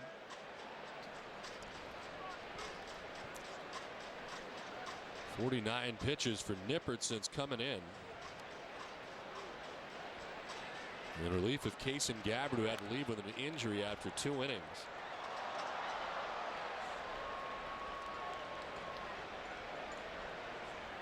J.D. Drew has walked twice today. He's starting to come through Kenmore Square now on this Marathon Monday. Hey, Don, did you ever run a marathon? No. You had to know that question was coming. Run a marathon? Yeah, run a marathon. You gotta be kidding me.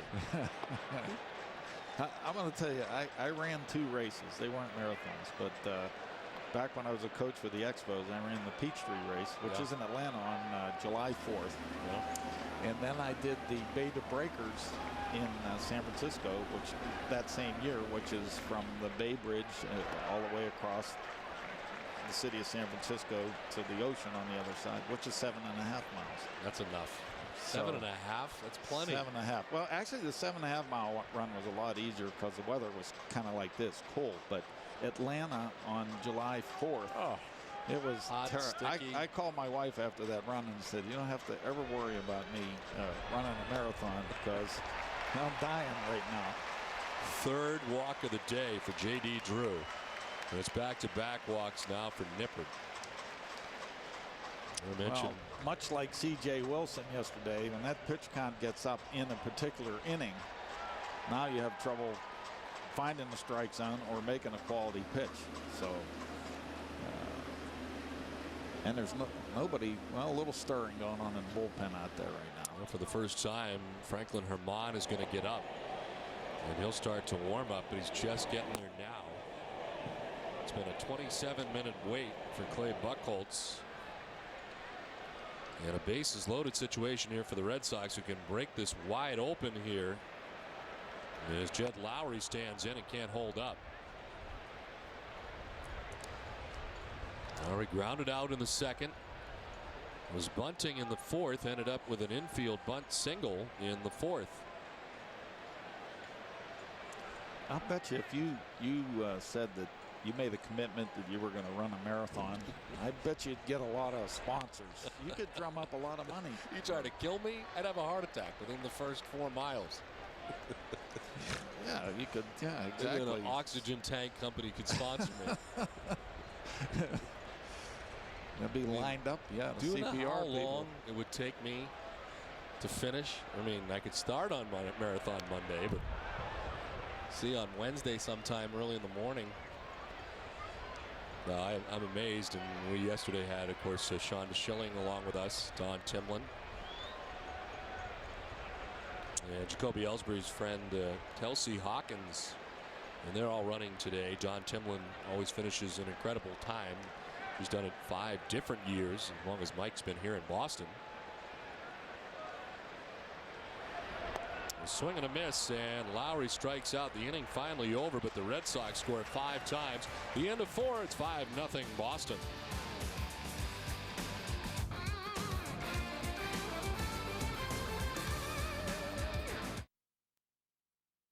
Hey, Nick, check this out. This Business Select thing is great. I get to be one of the first aboard, and I get extra rapid rewards credit and a free drink. Shh, keep it down.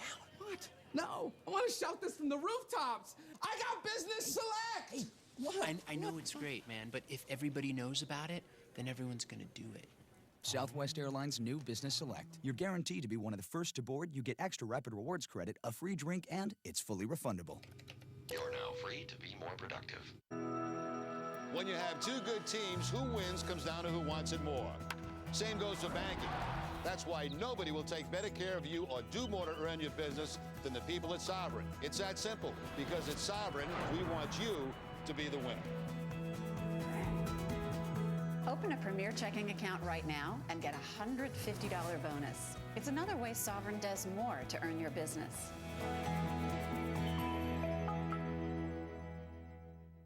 Some powertrain warranties stop at 60,000 miles. Chevy Silverado is covered for 100,000 miles. That beats Ford and Toyota. When you build them with quality, you can back them with confidence. Current GM owners and lessees get $4,000 total cash back towards the purchase of an 08 Chevy Silverado half-ton extended and crew cab model. Chevy Silverado. This is our truck. See for yourself. Shop and compare at NewEnglandChevyDealers.com. Back at Fenway Park, and it's time now to check out the Aflac trivia question from a little earlier. Who was the first manager of the Texas Rangers? Ken Mock was exactly right. It was Ted Williams, 1972. Pretty good on trivia. I was just lucky to get that one there. Ferguson Jenkins, I got that one yesterday too. They're on fire. We're 2 for 2. Hot. Yeah. Kind of easy though. Well, it's on to the 5th. And Clay Buchholz, basically a 30-minute wait while his team was scoring 5 times. It's the top of the Texas order, and it's Ian Kinsler who leads it off for the Rangers. Now with this lead, you'd like to see him go right after these hitters, and as we've been kind of drumming on, get that pitch count, get at least 6 innings in here. The pitching line brought to you by Nissan. And Kinsler taking a ball 1-1. He's popped to short, popped to first, and he's 0 for 2. Pitching coaches like to use the term pounding the strike zone.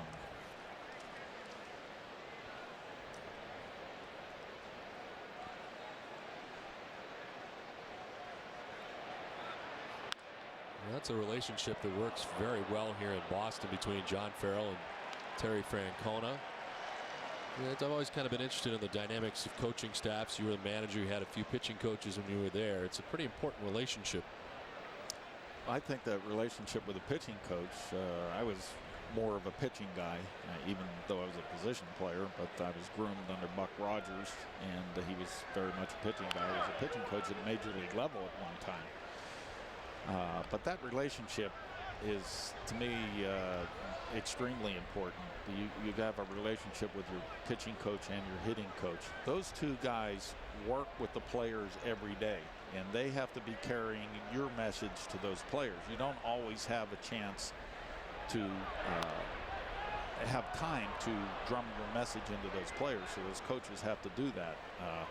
Kurt Young was my pitching coach in Oakland for 3 years, and he does a tremendous job. You see Oakland now, they're still pitching well, even though they brought in a bunch of young talent. But he and I had a tremendous relationship. Go golfing very often after day games, and talk about what we needed to do with pitchers and things like that. So that relationship was extremely important with the pitching coach. I know Terry met John in the Cleveland organization, and John's a very thorough guy. Very well schooled in the pitching process, and I'm sure that relationship was very good.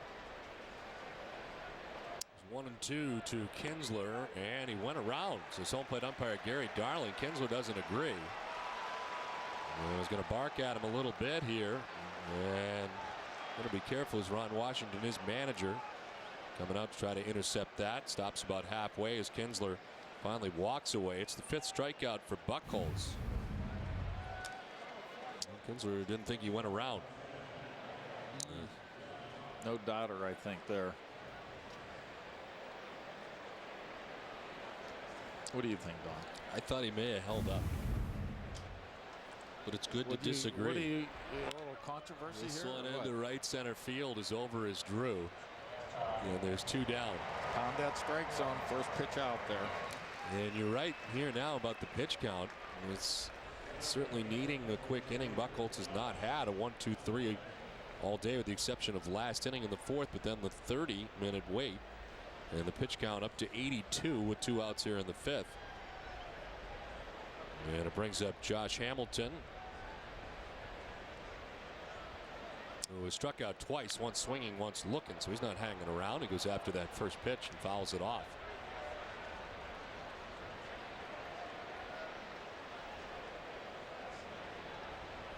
Now for you, Fenway Park does not hold the greatest memories. Of course, the ALCS. This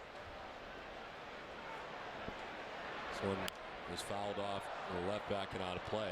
But we couldn't find home plate. Well, you had Burnsy, Josh Burns, who couldn't seem to find the plate. You Josh had Burns, what did I Eric say? Josh Burns, Eric Burns. Josh and then Burns. you had Tejada and what looked to be an interference play. Had all kinds of issues here at Fenway Park. Obstruction. It was an obstruction play. Depends who you ask. And then Trot Nixon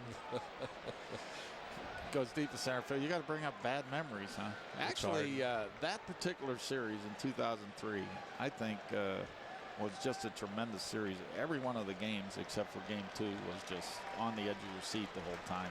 So, unfortunately for myself, I had to go home and live with that loss. You know, the series after going up 2-0. So it'd be a tough one to swallow at the time. Yeah. Let's dredge up some more bad memories. How about the Detroit Tigers series? That was a tough series. A good Tigers team. Let me ask you this in all seriousness. How much do you think the layoff for the Tigers hurt them as they ended up, of course, losing to the Cardinals? And it seemed like the Rockies had the same thing happen this year. So you're telling me that it was a bad break for the Tigers, that they absolutely wiped us out. Is that right? Something like that. Well, a quick inning for Buchholz, 5-0 Red Sox.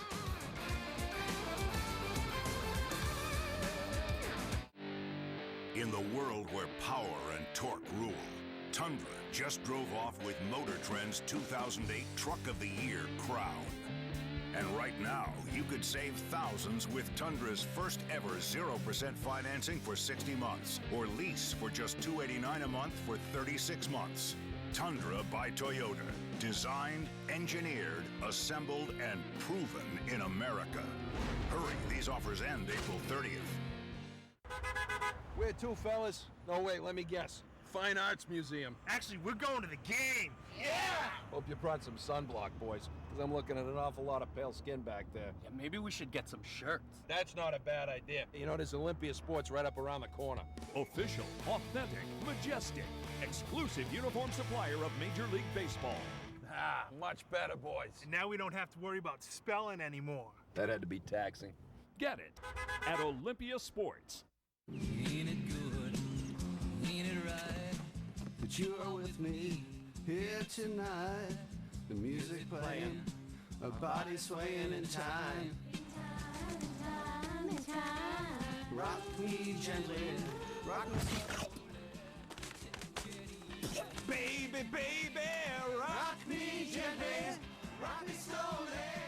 Take it easy, don't you know that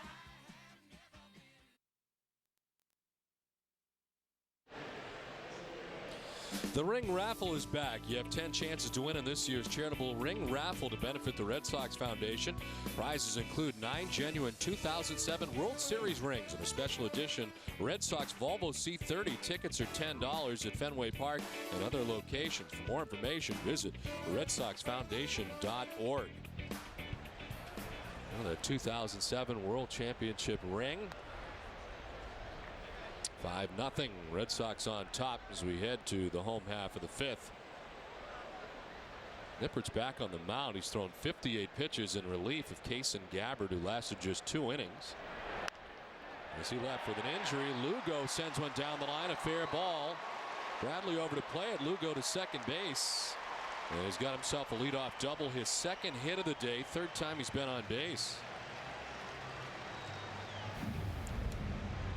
Did a nice job of turning on this inside fastball. Brought his hands in, let the bat head get through the strike zone and right down the line.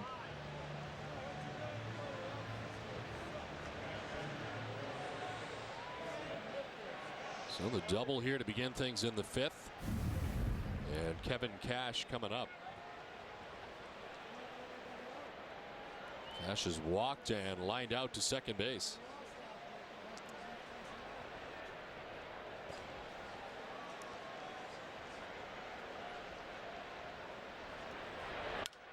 Broken bat, looper to right, in for a hit. Lugo had to wait to make sure Murphy wasn't going to catch it, so he now just gets to third. All right, you take a look at Lugo here pulling the ball down the line. One thing about leading off the inning and the ability to bunt, that draws the third baseman in. And if we can take a look at that, he's in, and absolutely no chance of getting that ball. You got Blaylock playing on the grass.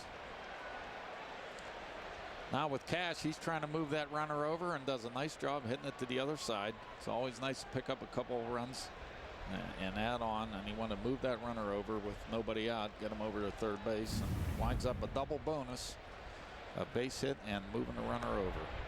First and third now, nobody out, and Joe Thurston the batter. Red Sox have had plenty of chances and have come through in a lot of them today. 6 for 12 with runners in scoring position. Thurston struck out with the bases loaded in the second, then he popped out in the fourth inning.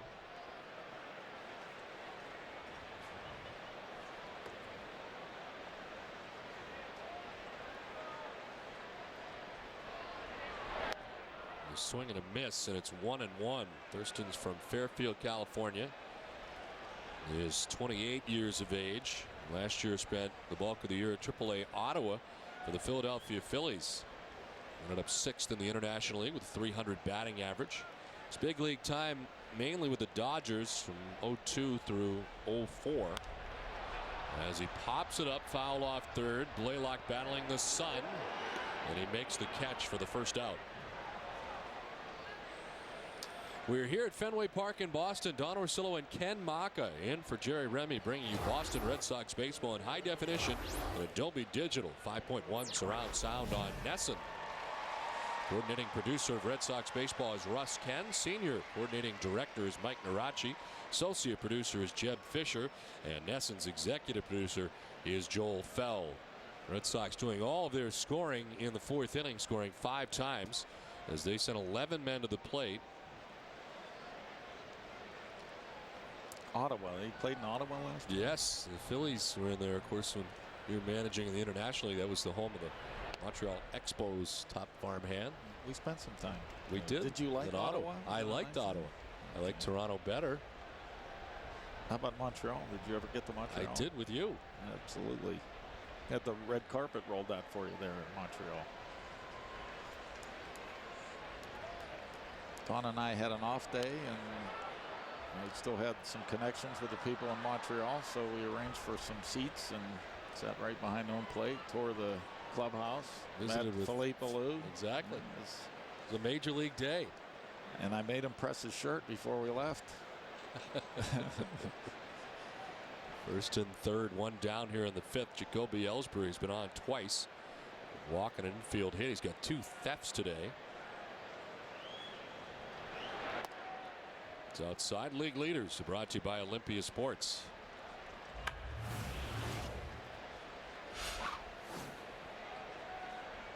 Walk rate. Ellsbury's been walking a ton. He walked 3 times for the first time in this series.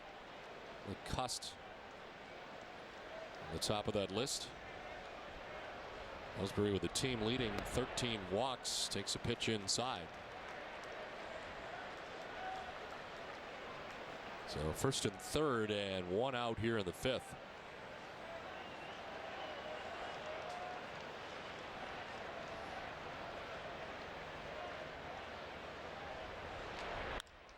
Line just over the glove of Young. From third comes Lugo. Ellsbury with his second hit of the day drives in a run, and the Red Sox lead it 6-0.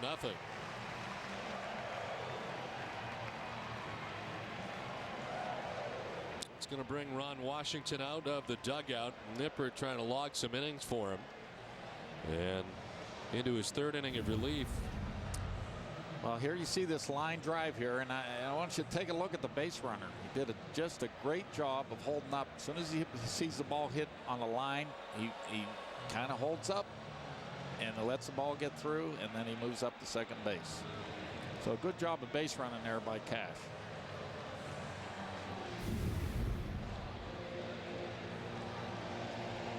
That's the day for Nippert as he logs some time for Ron Washington.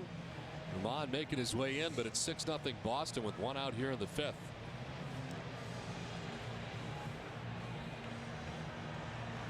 Hey, Sally, want to come over and watch TV or something? I was really hoping to attend the concert tonight. Oh, okay. I'll pick up 2 tickets. Gee, that would be swell. Okay, bye. How am I going to get tickets so fast? Hey, you better call Ace Tickets. You mean 1-800-MY-SEATS? Sure. They also have 5 convenient locations. They have tickets for the Red Sox, concerts, theater tickets, you name it. Wait, do they offer a guarantee? 200%. Wow. Oh, hi, Ace Tickets? I am your idea. I gotta fly. I gotta move. I'm out of the box and in the network.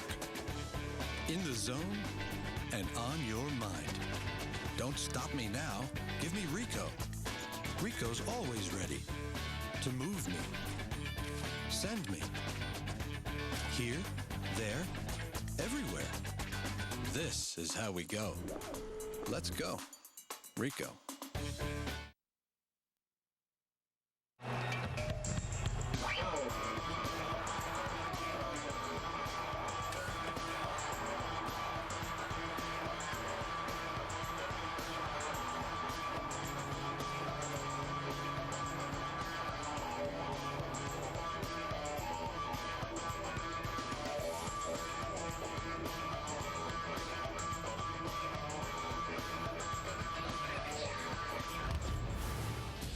Well, I want to remind you to stay with Nesson's Marathon Monday lineup all day. After our Red Sox coverage, we get you ready for Game 7. First, it's an encore presentation of the Bruins' thrilling Game 6 win. Then, live coverage of Game 7 begins at 6 p.m. with a special 1-hour WB Mason Bruins face-off live. And our thanks earlier for Aaron Ward for joining us from Montreal on this important day for him and the Bruins. Took some time to talk to myself and Ken Mocker earlier as they get ready for Game 7 tonight in Montreal. As with 1 out, the Red Sox have runners at first and second. Dustin Pedroia.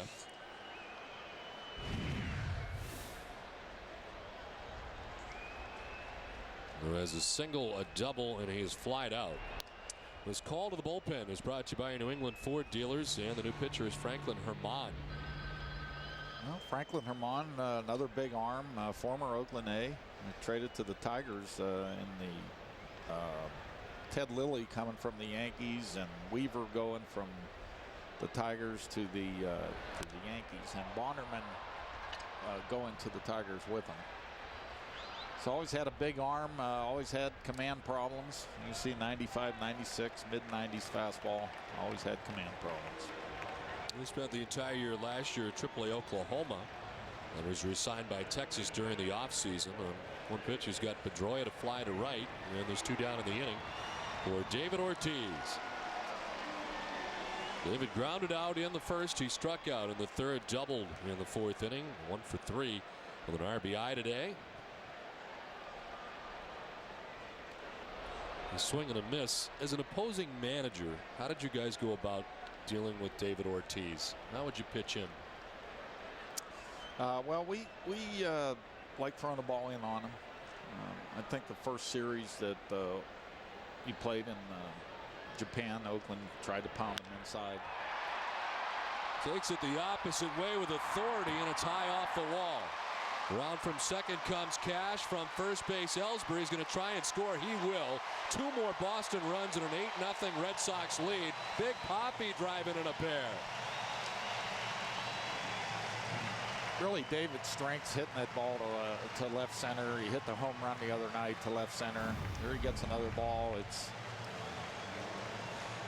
well, out over the plate. Not too bad, Don, but out over the plate. He likes to get his arm extended, so in Oakland, we try to speed him up first, throw the ball inside to him, and then use change-ups.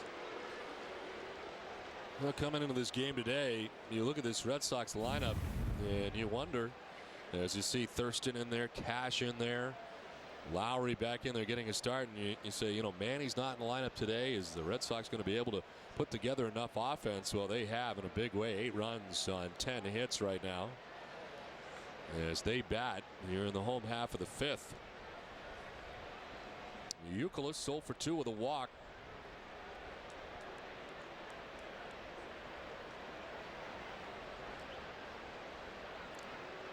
The runs are charged to Nippert. As in relief of Kason Gabbard, who left with an injury after 2 innings pitched. He gets charged with 8 runs. He left the game.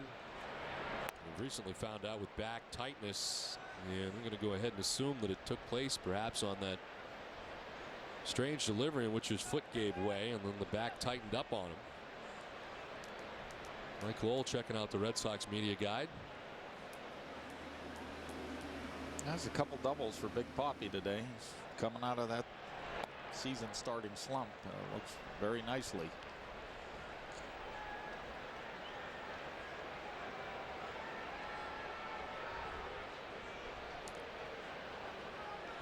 Kevin Youkilis 0 for 2 with a walk. There's another couple more 2-out runs right there. There you go. Your percentage is better than 40%. I bet you didn't know I want that. you to keep track of that the rest of the year. You got any other of these great tidbits that you researched during an off season? I wasn't during an off season. You did during the season. I wanted to show these players how important it was to run hard all the time. Did everybody abide by that for the most part? I think if you took a portrait of our club, most of them, we played hard all the time. As bad as you want to paint that, we did pretty good while we were out there. You're trying to bring up this. Anything. You're trying to bring up this misery for me, I did bring up only the lowlights. I didn't really mention many of the highlights. Yeah. How about the sweep of the Twins in the Division Series, beating Johan Santana 4-2 in the opening day. First time he had been beaten in the Metrodome in like 2 years. I think you were a very good manager, and I think you will still be a very good manager somewhere in the very near future. I will say this. I thought in your time in Pawtucket, you were one of the worst third base coaches I've ever seen, but I think you're a very good manager. I just thought you needed to review. Now you're patronizing Review me. the actual distance between third base and the plate. I can see it right now. It's very clear. You got Maybe I can talk to Ellsbury about that. Would you like to manage again? I know you would. Yeah, I'd sure like to do that. Yeah. I don't know if that opportunity is going to present itself, though. I enjoy what I'm doing here with Nesson. It's very nice that I've gotten this opportunity. You're doing a great job. There he goes. First and second. It's Ortiz at second, Youkilis at first, 2 down. And J.D. Drew, who's walked 3 times today. It's a total now of 8 walks given up by Texas pitching. A little bit of a liberal strike there. Looked to be a little bit outside.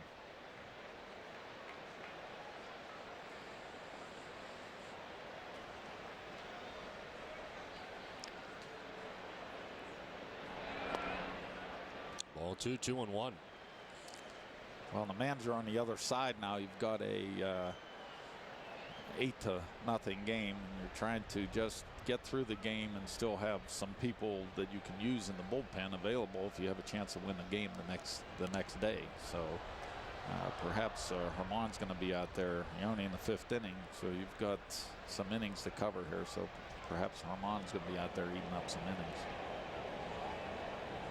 I don't think Ron Washington got exactly what he wanted out of Nippert. Nippert ended up going 2 1/3, giving up 9 hits, 8 runs. He walked 4 and struck out 2.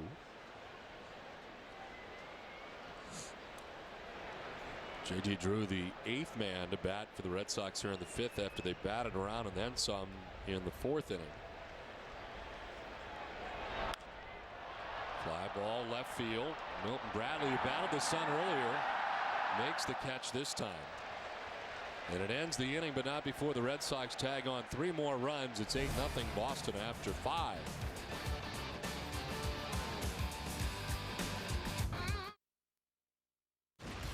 Genius. Hi, I'm Michael Bay, director of Hollywood hits such as Transformers. And I demand things to be awesome. Awesome Pussycat.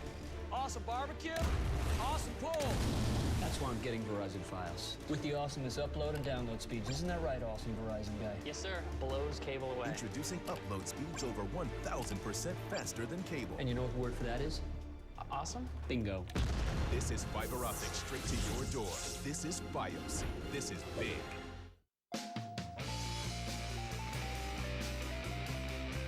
Most innovative features, third row seating, DVD player and gaming outlet, 5-star crash test rating, best fuel economy in its class. Introducing the crossover that's ready for anything, the all-new Dodge Journey. If you can dream it, do it.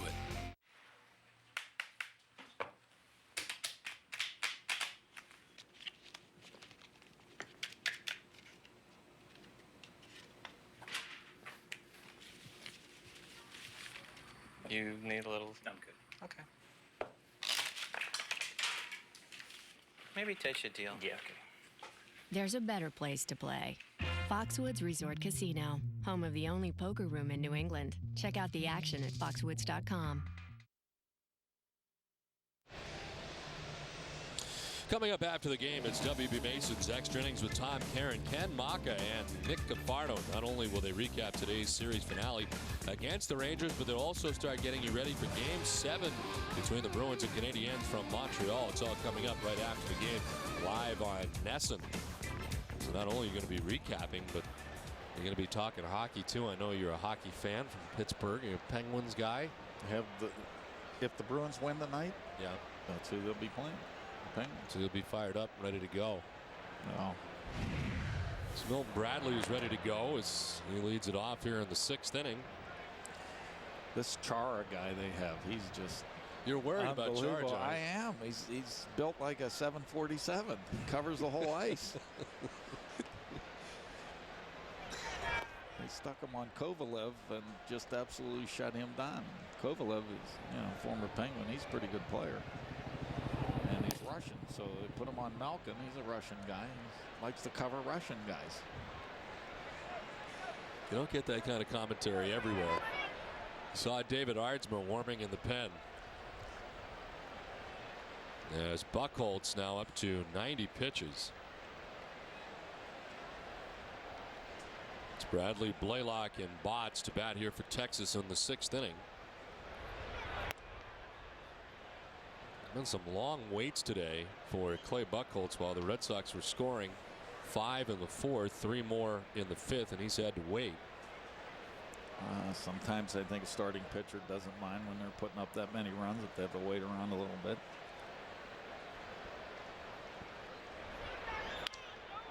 Left center field, and Bradley's got a base hit. Thurston over to play quickly.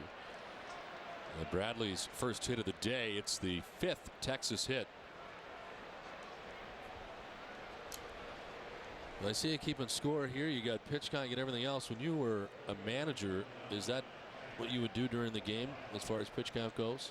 Or would you leave that up to your pitching coach to handle all that? Well, we had a scorecard in the dugout, and then on top of the scorecard after every inning, they would put the pitch count, both for your team, Oakland A's, and then the visiting or the other team, both of them. So you kept track of pitch counts on both of them. And myself personally, I had a little card made up for me, and I had all the matchups, the hitters and pitchers for my bullpen and the other team's bullpen and the hitters, so that I kind of knew how I wanted to handle my bullpen. And then a lot of information, how they hit against right-handers, how they hit against left-handers, what their matchup was against the starting pitcher that day. So it took me about a half hour to get this card ready, and then I kept score during the game and was hopefully on top of every move that was going to either happen or should happen. So it didn't hurt to do a little homework to help you out during the course of the game. A little confusion as to whether Youkilis was going to cover the bag at first. Buchholz had thrown over. Youkilis was actually playing behind Bradley and almost threw it away. Well, that's another case of playing behind them. They're down 8-0, and nobody's going to be running anywhere, and he winds up throwing over to first base. So confusion as Lugo had come in. This double play ball to second. Pedroia for one, on to first. They turn it. 2 quick outs here in the 6th. Let's send it to Tom Karen for a game break. TC. Thank you, Don. Brought to you by your New England Toyota dealers. The Boston Marathon today, the 112th running. Robert Chariot gets his 3rd straight win, his 4th overall. By the way, Lance Armstrong, 5 minutes off his personal best. Dire Tune of Ethiopia, the closest women's race ever. And you can see the other winners today as well, guys. All right, TC, thanks very much for bringing us up to date on the marathon. The Red Sox on top here, 8-0 with 2 outs in the 6th inning. And Jason Botts, the batter, struck out fly to right.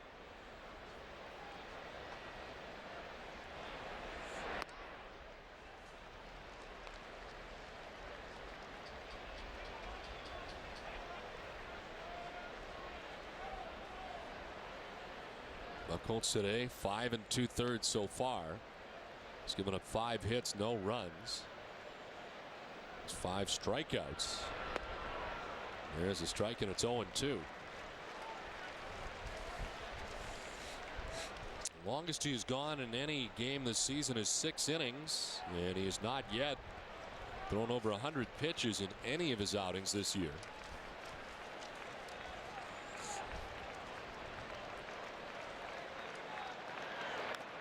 And fouled off. Very good curveball, saving that for the put-away pitch, and Botts fought it off.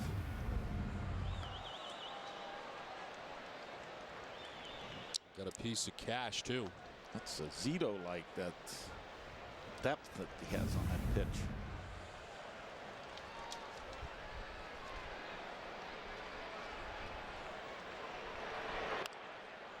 This one fouled off. Looked like a changeup there, so sometimes limiting your pitch count also is related to your put-away pitch. So it appears that he has that changeup and the curveball is his put-away pitches for these left-handed hitters, and Botts has fought off both of them.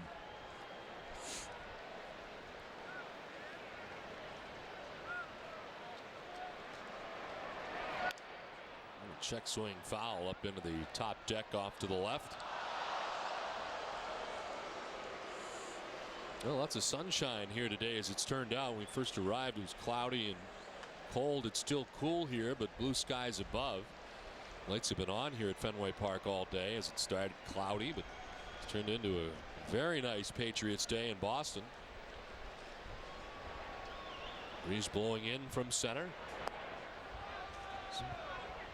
Just missed with that fastball down and away.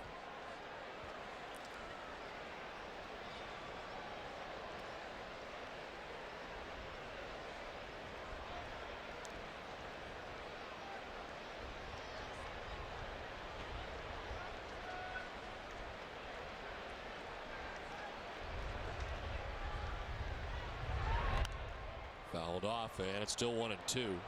They've been very careful in dealing with Buchholz, of course, shutting him down last year after making his major league debut and the no-hitter. The Red Sox did not use him, of course, in the postseason, and were concerned about the number of innings in which he had pitched last year. They still are heading into this year, and it's something that John Farrell and Terry Francona are certainly very cognizant of. Well, you play an extra month here in the big leagues, and there's some type of formula, a percentage increase that they like to use with the young pitchers. If they pitch, say, 120 innings one year, well, they're going to increase it, say, 20, 25 innings the next year. So I'm sure they have that all figured out. 8-0 Red Sox. Hey, Nick, check this out. This Business Select thing is great. I get to be one of the first aboard, and I get extra rapid rewards credit and a free drink. Shh, keep it down. What? No, I want to shout this from the rooftops. I got Business Select! Hey, what? I know it's great, man, but if everybody knows about it, then everyone's gonna do it. Southwest Airlines' new Business Select. You're guaranteed to be one of the first aboard, you get extra rapid rewards credit, a free drink, and it's fully refundable. You're now free to be more productive. Nice game, kid. Way to go, Pap. Nice game. Nice game, dude. Nice game. Celebrate with Papelbon and the Red Sox, because after any Sox victory, you can get a free iced coffee or tea. When the Red Sox win, you win. America runs on Dunkin'. Buy a flatbread or pizza the day after the Red Sox win and get a free 16-ounce iced coffee or tea. Some people buy the Toyota Tacoma because it's rugged. Some because it retains its value. A Tacoma could also save you thousands compared to similarly priced trucks, which many find appealing. But the vast majority of Tacoma owners are Tacoma owners because of a little thing called Toyota reliability. Should you buy a Tacoma? Ask someone you know who drives one. They're out there.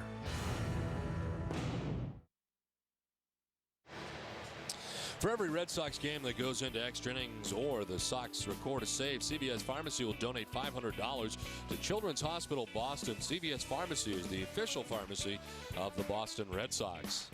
Well, it's been quite a day for the Red Sox offense. 8 runs, 10 hits, and Clay Buchholz so far 6 shutout innings. As he talks it over with his pitching coach John Farrell in the Red Sox dugout. We head to the home half of inning number 6, and it's Jed Lowry who leads it off for Boston. Lowry, Lugo, and Cash expected in the inning. And Franklin Herman back on the mound for the Rangers. Sometimes the pieces just seem to fit. You know, he had Papelbon in several games here, and with the score the way it is, if it remains this way, he'll get a welcome day off. And Okajima hasn't pitched in several days, so he's probably going to have the 9th inning, and then, you know, maybe Del Carmen will get an inning too. So everybody will get a little bit of a work. The guys that have been rested. So these pieces are kind of fitting for Terry today. I'm going to ask you about your relationship with Terry Francona. Of course, he was your bench coach at one point in Oakland, and he's spoken very highly of you. He certainly wanted to get back into managing after 4 tough years with the Philadelphia Phillies. It couldn't have worked out any better for Terry here. 2 championships in 4 seasons. I'm sure you're happy for him. Oh, very much so.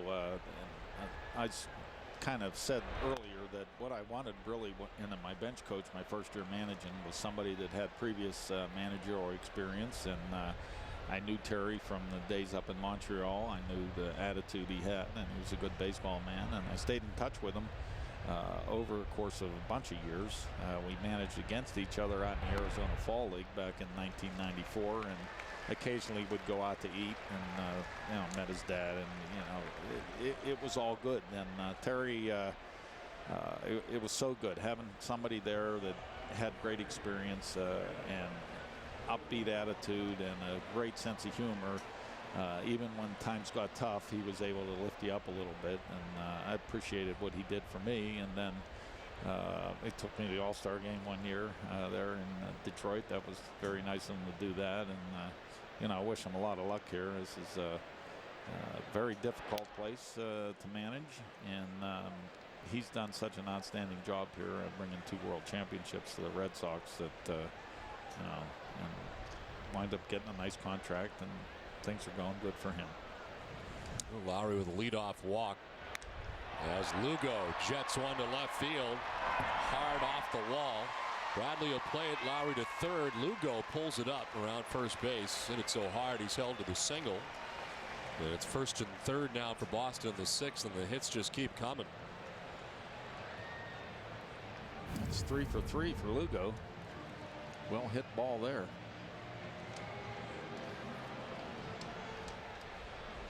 Like a low fastball and just driven.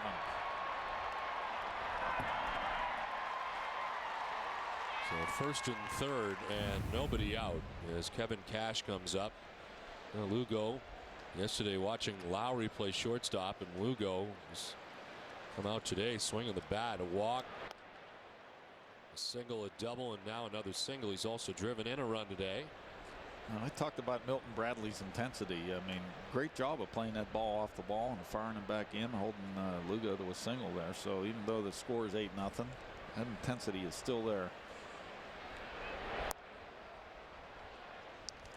Cash trying to hold up, but he went around, even the count at 1-1. Well,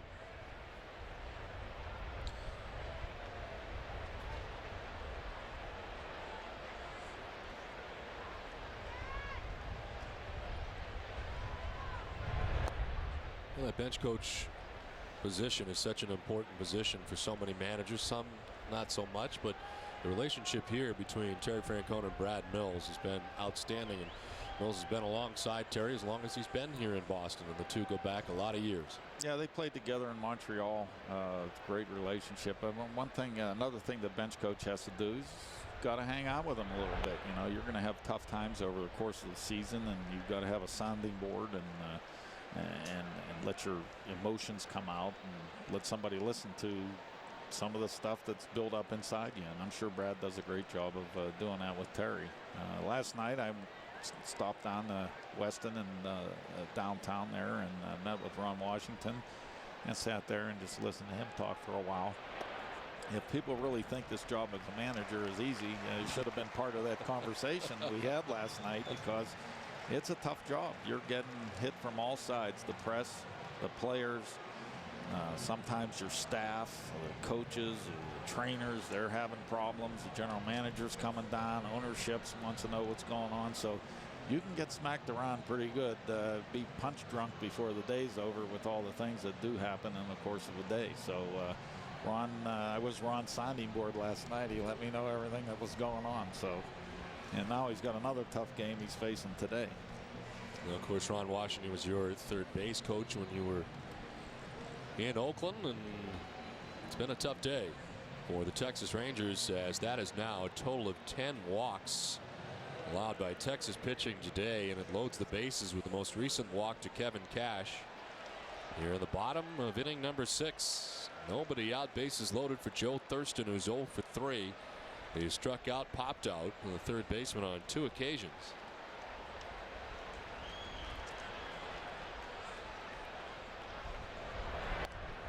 As you said before, they need some outs from Franklin Herman. You don't want to totally spend all the energy of your bullpen. They're getting ready for a series against the Tigers coming up. And well, you got to look at the guys that are available out there. Spoke in the opening about C.J. Wilson throwing 29 pitches yesterday. He's probably not available, and he's just pitched a single inning outings the whole season, and then he throws 29 pitches in 1 inning. And then Joaquin Benoit yesterday, he came in after giving up Manny's home run and let them know that his shoulder was a little tight. So there's probably not a whole lot of innings out there available to Ron Washington. This one has popped up. Foul ground. Blaylock, for the 3rd time he's made a catch on Joe Thurston. He was 0 for 4 today, and there's one down on the 6th.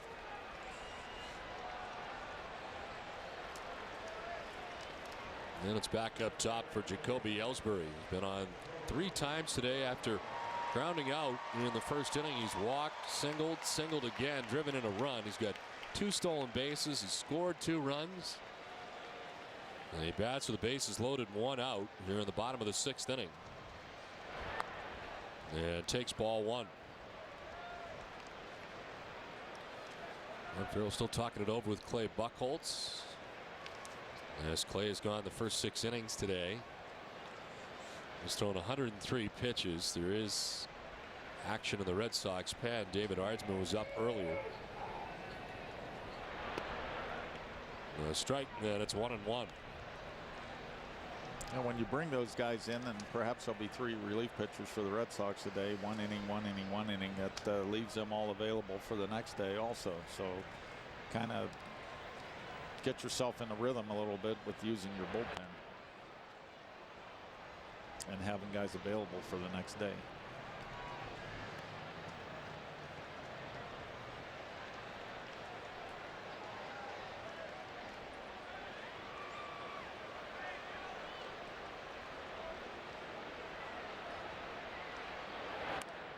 Fouled off, and it hangs at 1-2. Hey, Sox fans, remember that if you need medical care while at Fenway, visit Beth Israel Deaconess First Aid Stand behind Section 12. Beth Israel Deaconess Medical Center is the official hospital of the Boston Red Sox and Red Sox Nation. There's a strike to Ellsbury, and it's good for strike 3. It's out number 2, and Herman with his first strikeout. Looks like a good fastball. Pretty good pitch. It's 8-0. So 2 down, bases loaded, as Herman tries to get out of this bases loaded situation. It was filled up with Red Sox and nobody out. He's got 2 outs now, and Dustin Pedroia still to deal with. Pedroia's fly to center, singled. Hit a double and fly to right. He's knocked in a couple runs. Now 11 RBIs on the season.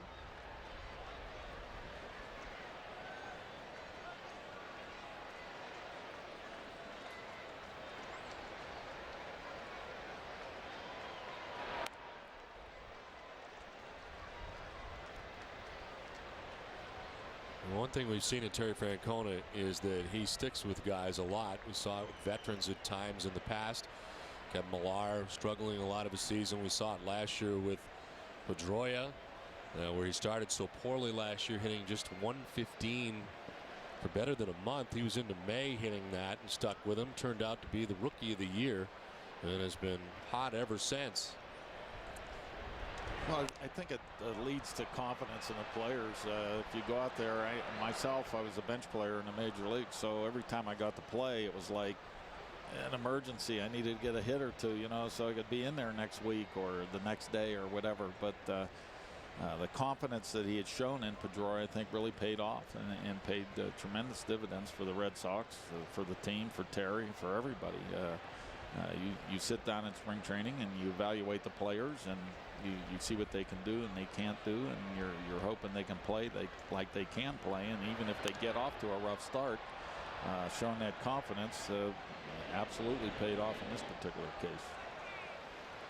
You're selling yourself short too. You were a pretty good player. I know now that after I got into management, I know why I didn't play a whole lot. Okay. I re-self-evaluated myself. Yeah, re-self-evaluation. So.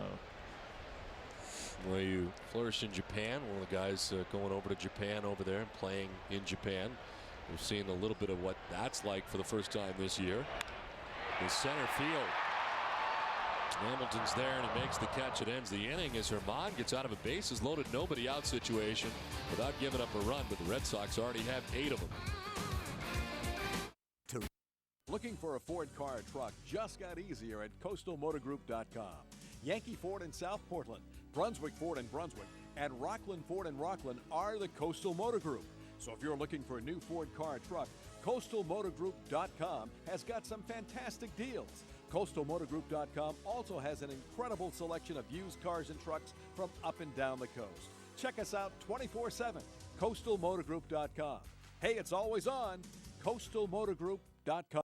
If you've been waiting for just the right time to buy your next new car or truck, that time has come. Rowe Ford Westbrook is overstocked, so they've drastically reduced prices. Southern Maine's largest selection of new Fords are all on sale with huge rebates, plus 0%, 60-month financing available on most models. This sale is for 10 days and 10 days only, and the no gimmick sale-a-thon price is posted right up front. Plus, you'll get the Rowe Westbrook exclusive, a warranty forever at Rowe Westbrook, exit 48 off the Main Turnpike. It's on. It's on. The spring sales event is going on at Pape Chevrolet. Drive in today and drive out with over $10,000 in savings on select new Silverados, including diesels. The long, cold winter is over and the deals are hot at Pape Chevrolet. Save up to $4,000 on a new Impala. Save up to $7,500 on a new Avalanche. Tahoe, Suburbans, up to $8,500 off. It's time to come out and save at Pape's spring sales event in South Portland or online at papechevrolet.com. Hi, I'm Ira Rosenberg from Prime Toyota, and this is my brand new building. It's almost finished. Good news is the factory's giving me extra cars. Bad news, I got 300 cars across the street. I don't want to move them over here. They have to go. These are brand new cars, and they're ready to go. So please, anything goes. Come in and see me. I'll do whatever it takes to move those cars. Fabulous deals, fabulous buys. You help me, and I'll help you. Do you get my drift? Covidien is a proud sponsor of the Boston Red Sox and the Red Sox Foundation, helping to raise money for life-saving cancer research. Well, it's the top of the 7th inning. It's 8-0. The Red Sox on top. And a new pitcher on for Boston. It's David Aardsma. Well, David Aardsma, another one of those big arms, similar to Franklin Herman, a guy that's got a plus fastball, a power arm, and has a history of command problems. And a lot of organizations, these guys switch organizations. They're hoping that they can, turn that key and get this guy to throw the ball over the plate a little better. I know that the Oakland A's, Chad Godin was a guy like that. Had pitched for Tampa, several organizations, and wound up with the A's. And Kurt Young got him to find the strike zone a little bit and has become a very productive starting pitcher for them. Aardsma's worked 5 1/3 scoreless innings in his last 4 outings. Worked in the first game of this series, going an inning And giving up a hit behind him, Javier Lopez is up for Boston.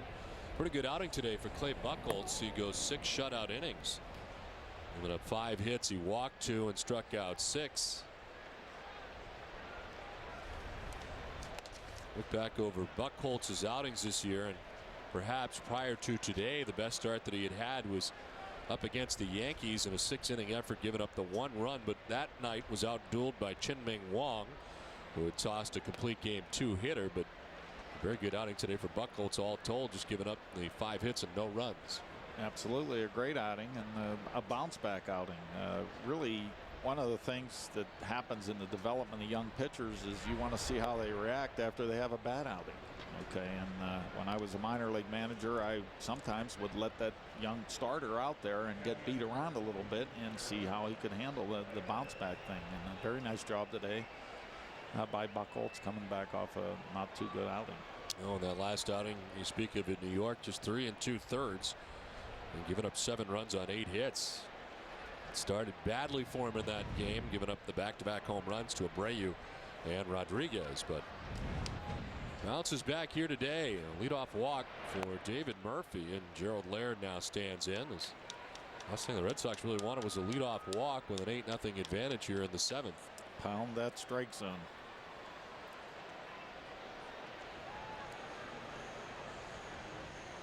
Well, Jordan's Furniture is the official furniture store of the Boston Red Sox. Log on to Jordans.com for New England's largest selection of brand name furniture and mattresses.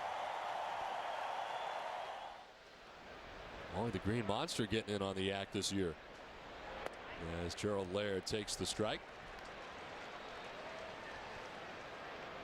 Reached on an infield hit in the 2nd, then flied out to the warning track in left field in the 4th, and a nice play by Joe Thurston out there to make the grab.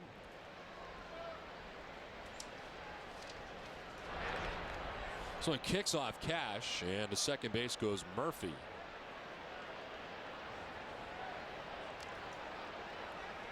So a wild pitch charged to David Aardsma gets Murphy into scoring position. Rangers with some chances to score, most of them coming early, as they left 6 men on base through the first 3 innings. And then Buchholz with back-to-back 1, 2, 3 innings in the 4th and 5th. Aardsma throwing hard at 96, but missing again, 3-1.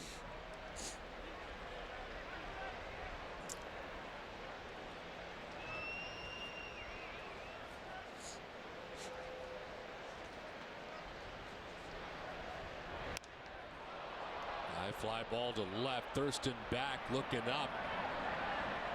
And it's high off the wall. A scraper having to wait was Murphy's, now coming around. And an RBI double for Gerald Laird gets the Texas Rangers on the board here in a hurry. And a bad start to this outing for David Aardsma brings John Farrell out to the mound. Well, he got a 3-1 count, throw a high fastball. And that's he's lucky he didn't get over into those monster seats. A towering fly ball to left seemed like it took forever to come down. And Murphy had to wait at second base. Thought maybe Thurston might have a chance, but Laird knocks in his 10th run of the year and his 2nd double. John Farrell at the mound talking it over with Aardsma. Yeah, you're not endearing yourself to the manager when you got an 8-run lead and you walk the leadoff hitter and fall behind 3-1 on the next guy. Well, Patriots Day 06, a walk-off for Mark Lorette in his first season in a Red Sox uniform, and it started off great. As we look back to that Patriots Day, today has been less dramatic so far. Well, the Red Sox scoring 5 times in the 4th, 3 times in the 5th. There you go, strike 1. That's what you want to do.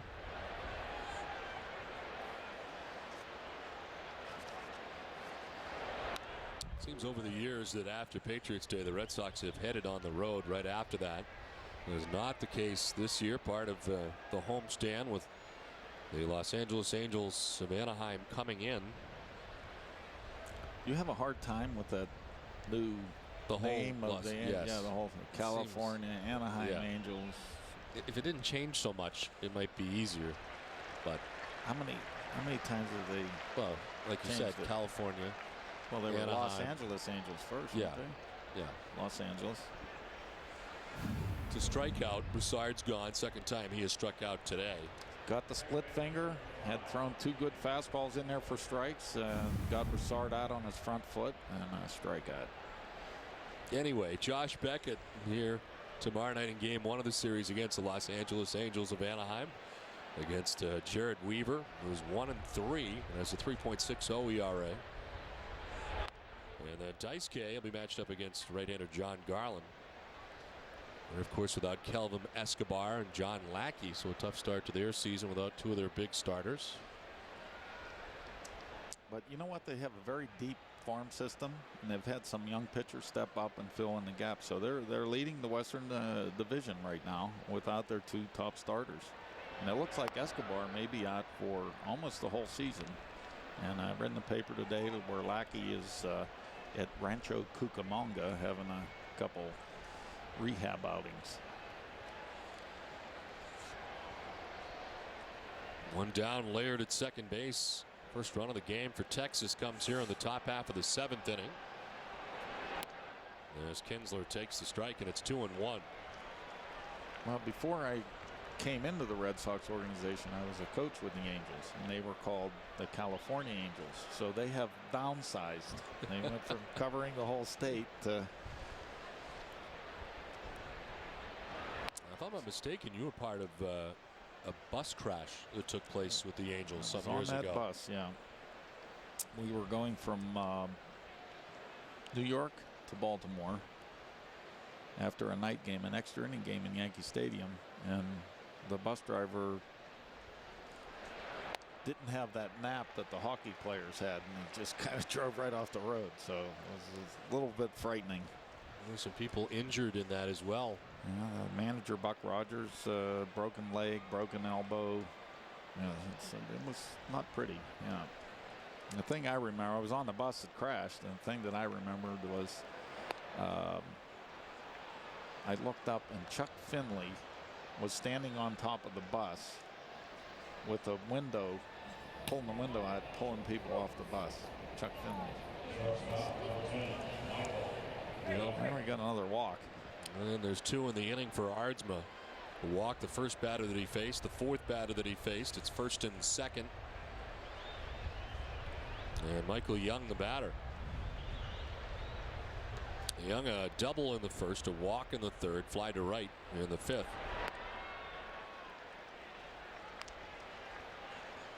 I'm sure Terry doesn't want this game to get back in within the Rangers' reach, and if Young happens to get on, I'm going to think that's going to be it for him. Ardsma. With all the use the bullpen had there for a little while, certainly it would be nice to not have to go in the direction of having to use your key guys at the end of the game. And they started with the 8-0 advantage today, and hoping to give some guys some days off. And Ardsma coming in here after Buchholz gives you 6. That's what you want from the starter. Give you 6, have a lead.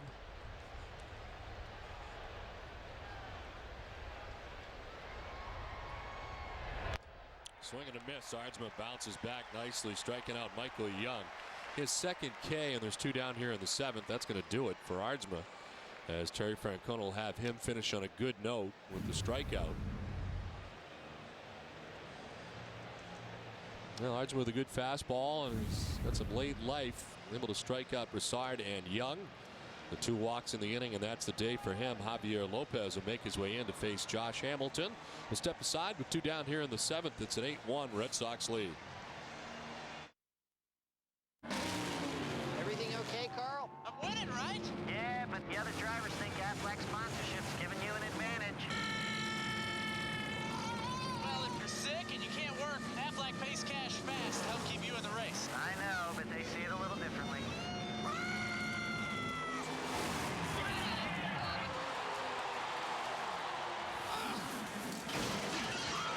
I taught him that. Aflac. Ask about it at work. Genius. Hi, I'm Michael Bay, director of Hollywood hits such as Transformers. And I demand things to be awesome. Awesome, Pussycat. Awesome barbecue. Awesome pull. That's why I'm getting Verizon Files. With the awesomest upload and download speeds. Isn't that right, awesome Verizon guy? Yes, sir. Blows cable away. Introducing upload speeds over 1,000% faster than cable. And you know what the word for that is? Awesome? Bingo. This is fiber optic straight to your door. This is Fios. This is big. Tomorrow night at 6, join Tom Caron and Ken Maka for Olympia Sports presents the Boston Globe pregame show. Live from Yawkey Way, they'll preview Josh Beckett's starting game 1 against the Angels against Jared Weaver. And Ken will discuss the impact Torrey Hunter has had on the Angels. Plus, Boston Globe's Nick DeFardo bringing the latest from around the majors. It's all tomorrow night at 6, live from Yawkey Way right here on Nesson. 2 outs here in the top half of the 7th inning. Red Sox on top 8-1. And the new Boston pitcher's the third of the day. It's Javier Lopez. Well, Lopez is having a great year against the left-handed hitters, and actually this matchup with Hamilton, he closed out an inning with a line drive to center field and got him out, a big out actually in the game where Manny hit the home run, I believe. He got his first win in that game since August of last year. This was the play you were talking about on Saturday. Hamilton hit the ball well, but Ellsbury runs her down, and it was a huge out in that inning. He had a couple guys on base. I believe it was second and third, and those were Timlin's base runners out there, so I'm sure he was happy that Lopez got the job done that night. Now Lopez takes over here with Laird at second base, Kinsler at first base, 2 down in the inning. Hamilton the batter, and it's strike 1. Hamilton struck out in the first swinging, and he struck out in the third looking, and then grounded out to short in the 5th inning. It's Laird at second, Kinsler at first.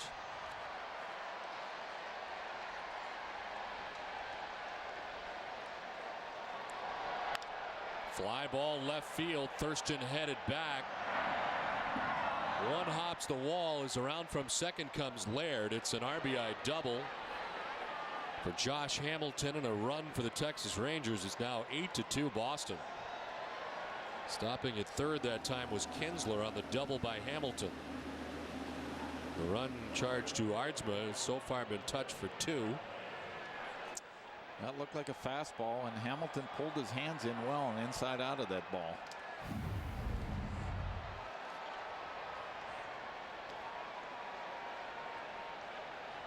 It's number 18 in terms of RBIs for Hamilton. It's second in the American League. He's tied with Joe Crede of the White Sox, behind only Manny Ramirez, who has 20 RBIs to begin the season.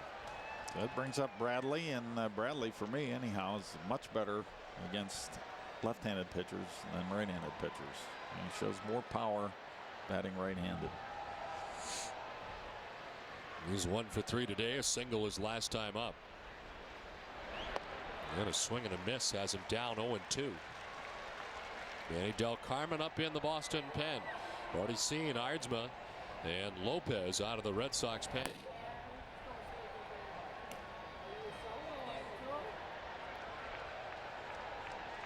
Wally enjoying Patriots Day here at Fenway Park. The 0-2 misses. He did a pretty good try right there.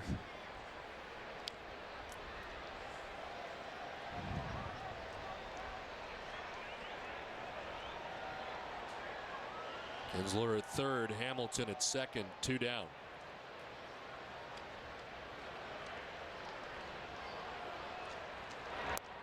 Outside, 2-2. Well, for Lopez getting his first win on Saturday night of the year, and the first since August 1st of last year against Baltimore. He had 27 games in between decisions. He's limited left-handed batters to an .083 batting average. A long outing on Friday, going an inning in 2/3.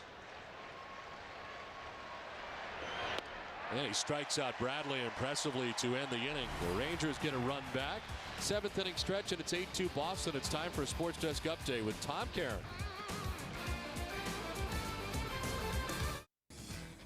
Thank you, Don. Tonight on Sports Desk, presented by FW Webb, home of Frank Webb Bath Centers, a complete recap of Bruins Game 7. That's tonight after Bruins coverage right here on NESN. We'll send you back to Fenway Park with Don Orsillo and Ken Baca right after this. When you have two good teams, who wins comes down to who wants it more. Same goes for banking. That's why the people at Sovereign prove time and again that nobody wants your business more or cares more about keeping it. From anticipating your needs to calling you about special offers. Sovereign's all over.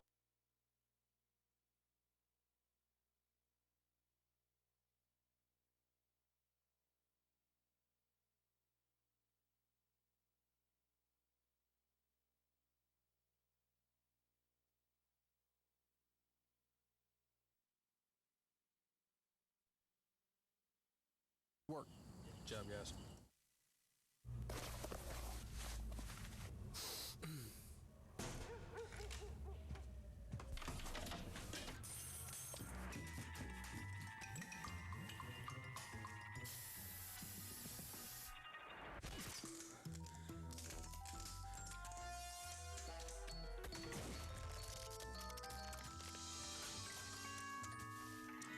From funky to fresh, kill odor-causing bacteria with Axe deodorizing body spray. Closed captions, brought to you in part by... That's not my ringtone. When the call goes straight to voicemail. What's your voice? Your world goes straight to hell. Find One Missed Call on Blu-ray and DVD Tuesday.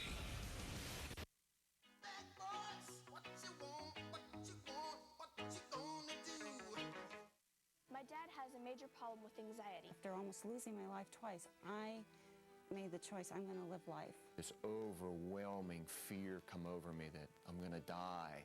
How am I going to support my family? How am I going to live like this? I'm sure if I sit in the front at church, I'm going to have a panic attack. I wanted to take care of the problem, and I wanted to take care of it now. This is not good. I'm dying. I have a brain tumor. Because I never felt like this in my life. Are you a worrier? A what-if thinker? What if I lose control? What if I have a disease?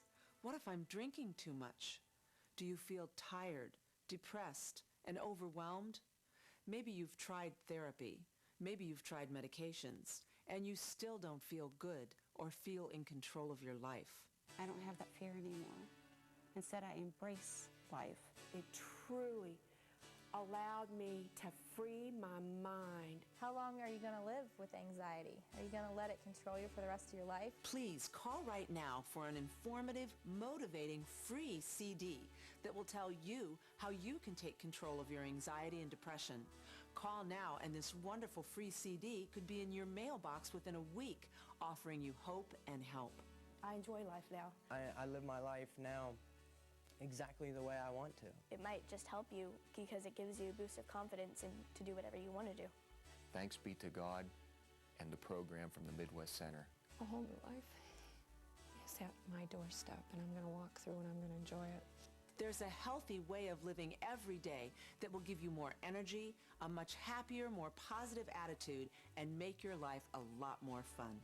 Get up, get off that couch, and make this call, and it could change your life forever. Only 10 minutes left. Call now. 1-800-327-6823. That's 327-6823.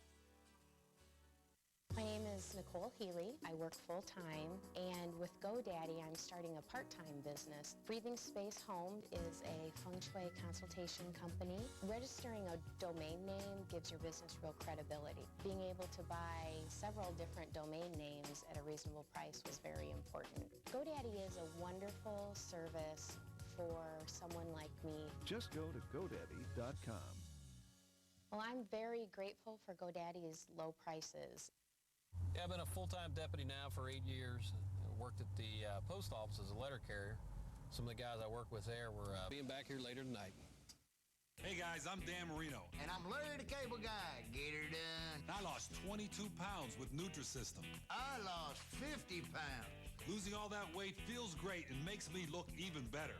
Well, you look good, but you're missing something. Well, hello, ladies. The new Nutrisystem for Men is our best program ever. A new heart-healthy program formulated to help fight your hunger and curb cravings. Boy, you gotta have a lot of balls to do what I did. I tell you what, 50 pounds is like losing 5 bowling balls. Take it off. 4 bowling balls off my gut. Order our 4-week men's program now, and you can get an extra 3 weeks of food absolutely free.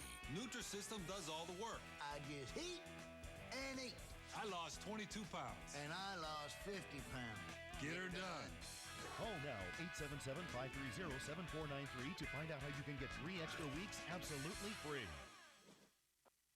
Back boys, what you want, what you want, what you gonna do? Any questions?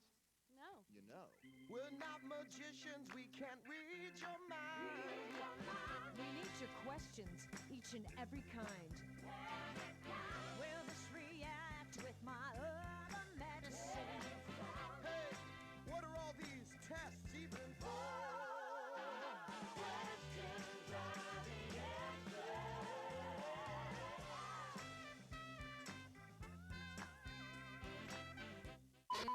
Attention viewers, just because Chappelle's show is on this station does not mean that we condone gratuitous violence. What did the 5 fingers say to the face? What? Smack talking. Game. Blouses. Illegal gambling. Booty calls. Obvious innuendos. Wearing a grill. Or checking out the ladies. Chappelle's show is on late night. You have been warned.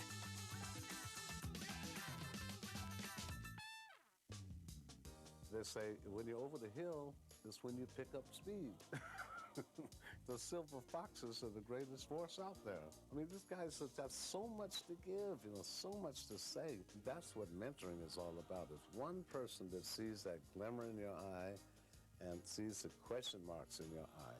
I don't think you need to have any special skills. You just have to be true to your wish to make a difference in this person's life.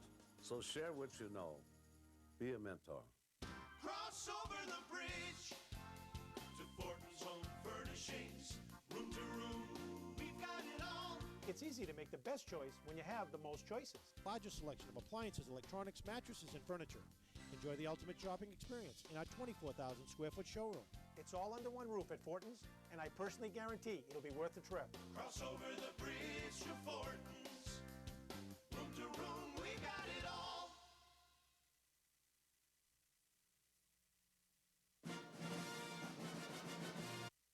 The King of Queens, weeknights at 7 here on Eastern and Central Maine's CW. We're watching Sex and the City on the CW television network. What if I told you, would you believe me? I was the only one not playing your game. With Tresemme Flawless Curls, you get salon-inspired, salon-quality products. For stylized curls that look like a splurge. At a price that feels like a steal. Tresemme Flawless Curls. From social situations to business meetings, a smile can change everything. But if you're uncomfortable with your teeth, that changes things too. Fortunately, there's Invisalign, the clear alternative to braces that's comfortable and removable. Invisalign straightens teeth little by little to treat a wide range of cases. Go to Invisalign.com for a free consultation with an Invisalign dentist or orthodontist and change how the world sees you. Invisalign, the clear alternative to braces. Are you a longtime UMaine sports fan, following the team and coaches, remembering the College World Series, NCAA titles, and appearances over the years? If so, you'll want the Maine book, 750 pages that documents every Maine team, including coaches, players, honors, and scores since 1881. This is an incredible resource and a great gift idea. The Maine book, it's available right now, so call 1-800-934-2586 today. Spring is in the air, and if you want to put a spring in your step, come out to the Gimme 5 Walk at Bangor Mall on Sunday, April 27th, beginning and ending at Center Court. Funds raised will benefit those afflicted with neuromuscular disease, help to keep research for a cure on track, and help families of Eastern and Central Maine deal with MD on a daily basis. Help those who need it most by participating in the Gimme 5 Walk this Sunday at the Bangor Mall. Registration begins at 9 a.m. at Center Court. An hour of your time could help someone with MD lead a better life. You're watching Sex and the City on the CW Television Network. You know that song, Time in a Bottle? Well, I got time in a bottle just by changing my allergy medicine from Claritin to Zyrtec. Zyrtec's a lot faster. It starts working 2 hours faster than Claritin, and it keeps working for 24 hours on all my allergy symptoms, indoors and out. You know, Zyrtec should put that on the label. Ingredients: 2 hours you didn't have before. Zyrtec, the fastest 24-hour allergy relief, now without a prescription.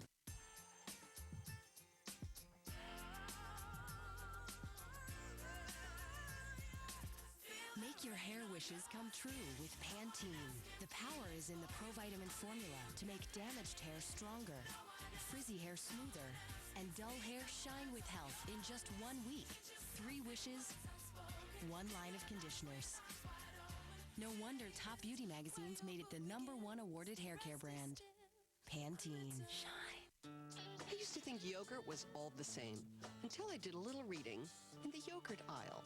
If you experience occasional irregularity, you should know that only one yogurt, Activia, contains Bifidus regularis and is clinically proven to help regulate your digestive system. With the natural culture Bifidus regularis, Activia eaten every day is clinically proven to help regulate your digestive system in 2 weeks. Activia is a good read. You'll love how this story ends. Activia.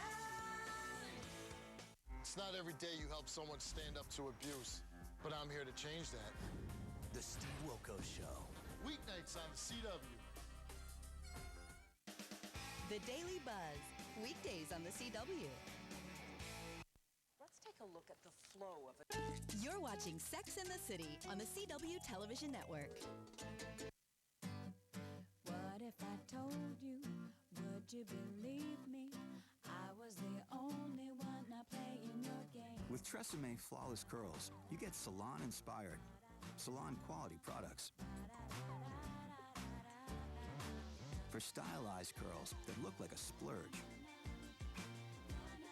At a price that feels like a steal. Tresemme Flawless Curls. From social situations to business meetings, a smile can change everything. But if you're uncomfortable with your teeth, that changes things too. Fortunately, there's Invisalign, the clear alternative to braces that's comfortable and removable. Invisalign straightens teeth little by little to treat a wide range of cases. Go to Invisalign.com for a free consultation with an Invisalign dentist or orthodontist and change how the world sees you. Invisalign, the clear alternative to braces. What if I told you? Would you believe me? I was the only one not playing your game. With Tresemme Flawless Curls, you get salon-inspired, salon-quality products. For stylized curls that look like a splurge. At a price that feels like a steal. Tresemme Flawless Curls.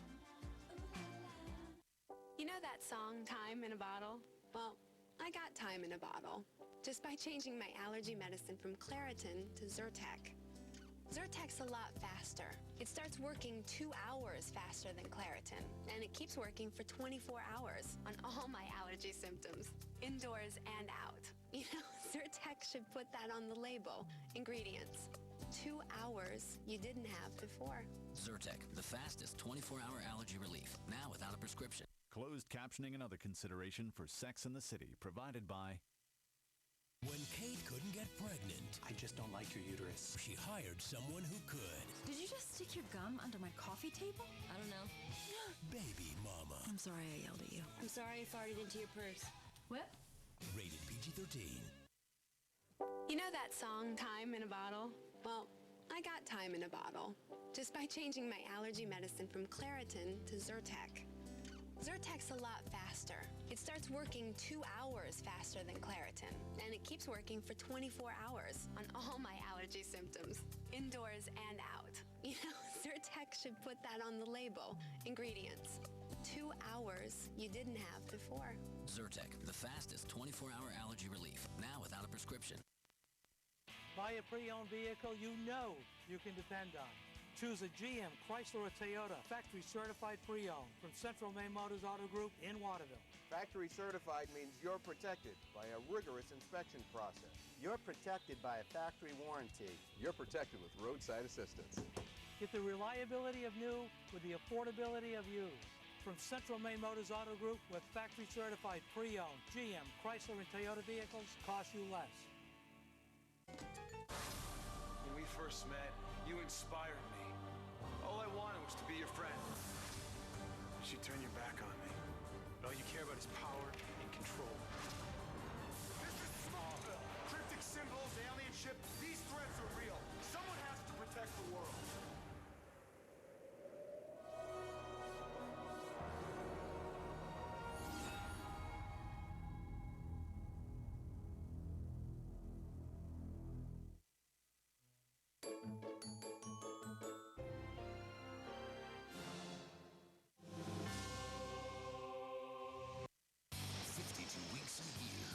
Jump higher, hit harder, and shine brighter. They are the WWE Superstars of SmackDown. Friday Night SmackDown on the CW, the World Heavyweight Champion of Friday Night Entertainment.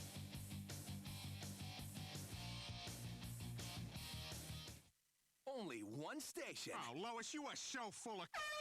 has the to wear Family Guy all week. What? I can't say... Family Guy. Watch every one.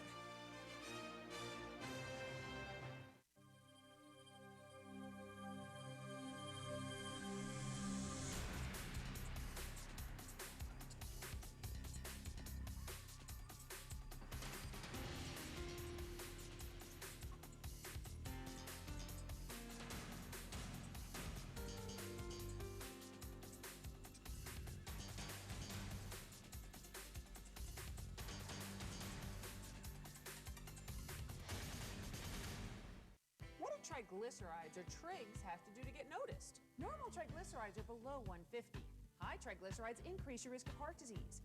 And if you're a woman, that risk goes up even more. After standing in the shadows of good and bad cholesterol, triglyceride, also known as the forgotten fat, is ready to share the spotlight and the attention. Remember to ask your doctor about the good, the bad, and the forgotten fat. And remember, normal triglycerides are under 150. This message brought to you by Sister to Sister, working together for healthy hearts. You're watching Eastern and Central Maine's CW.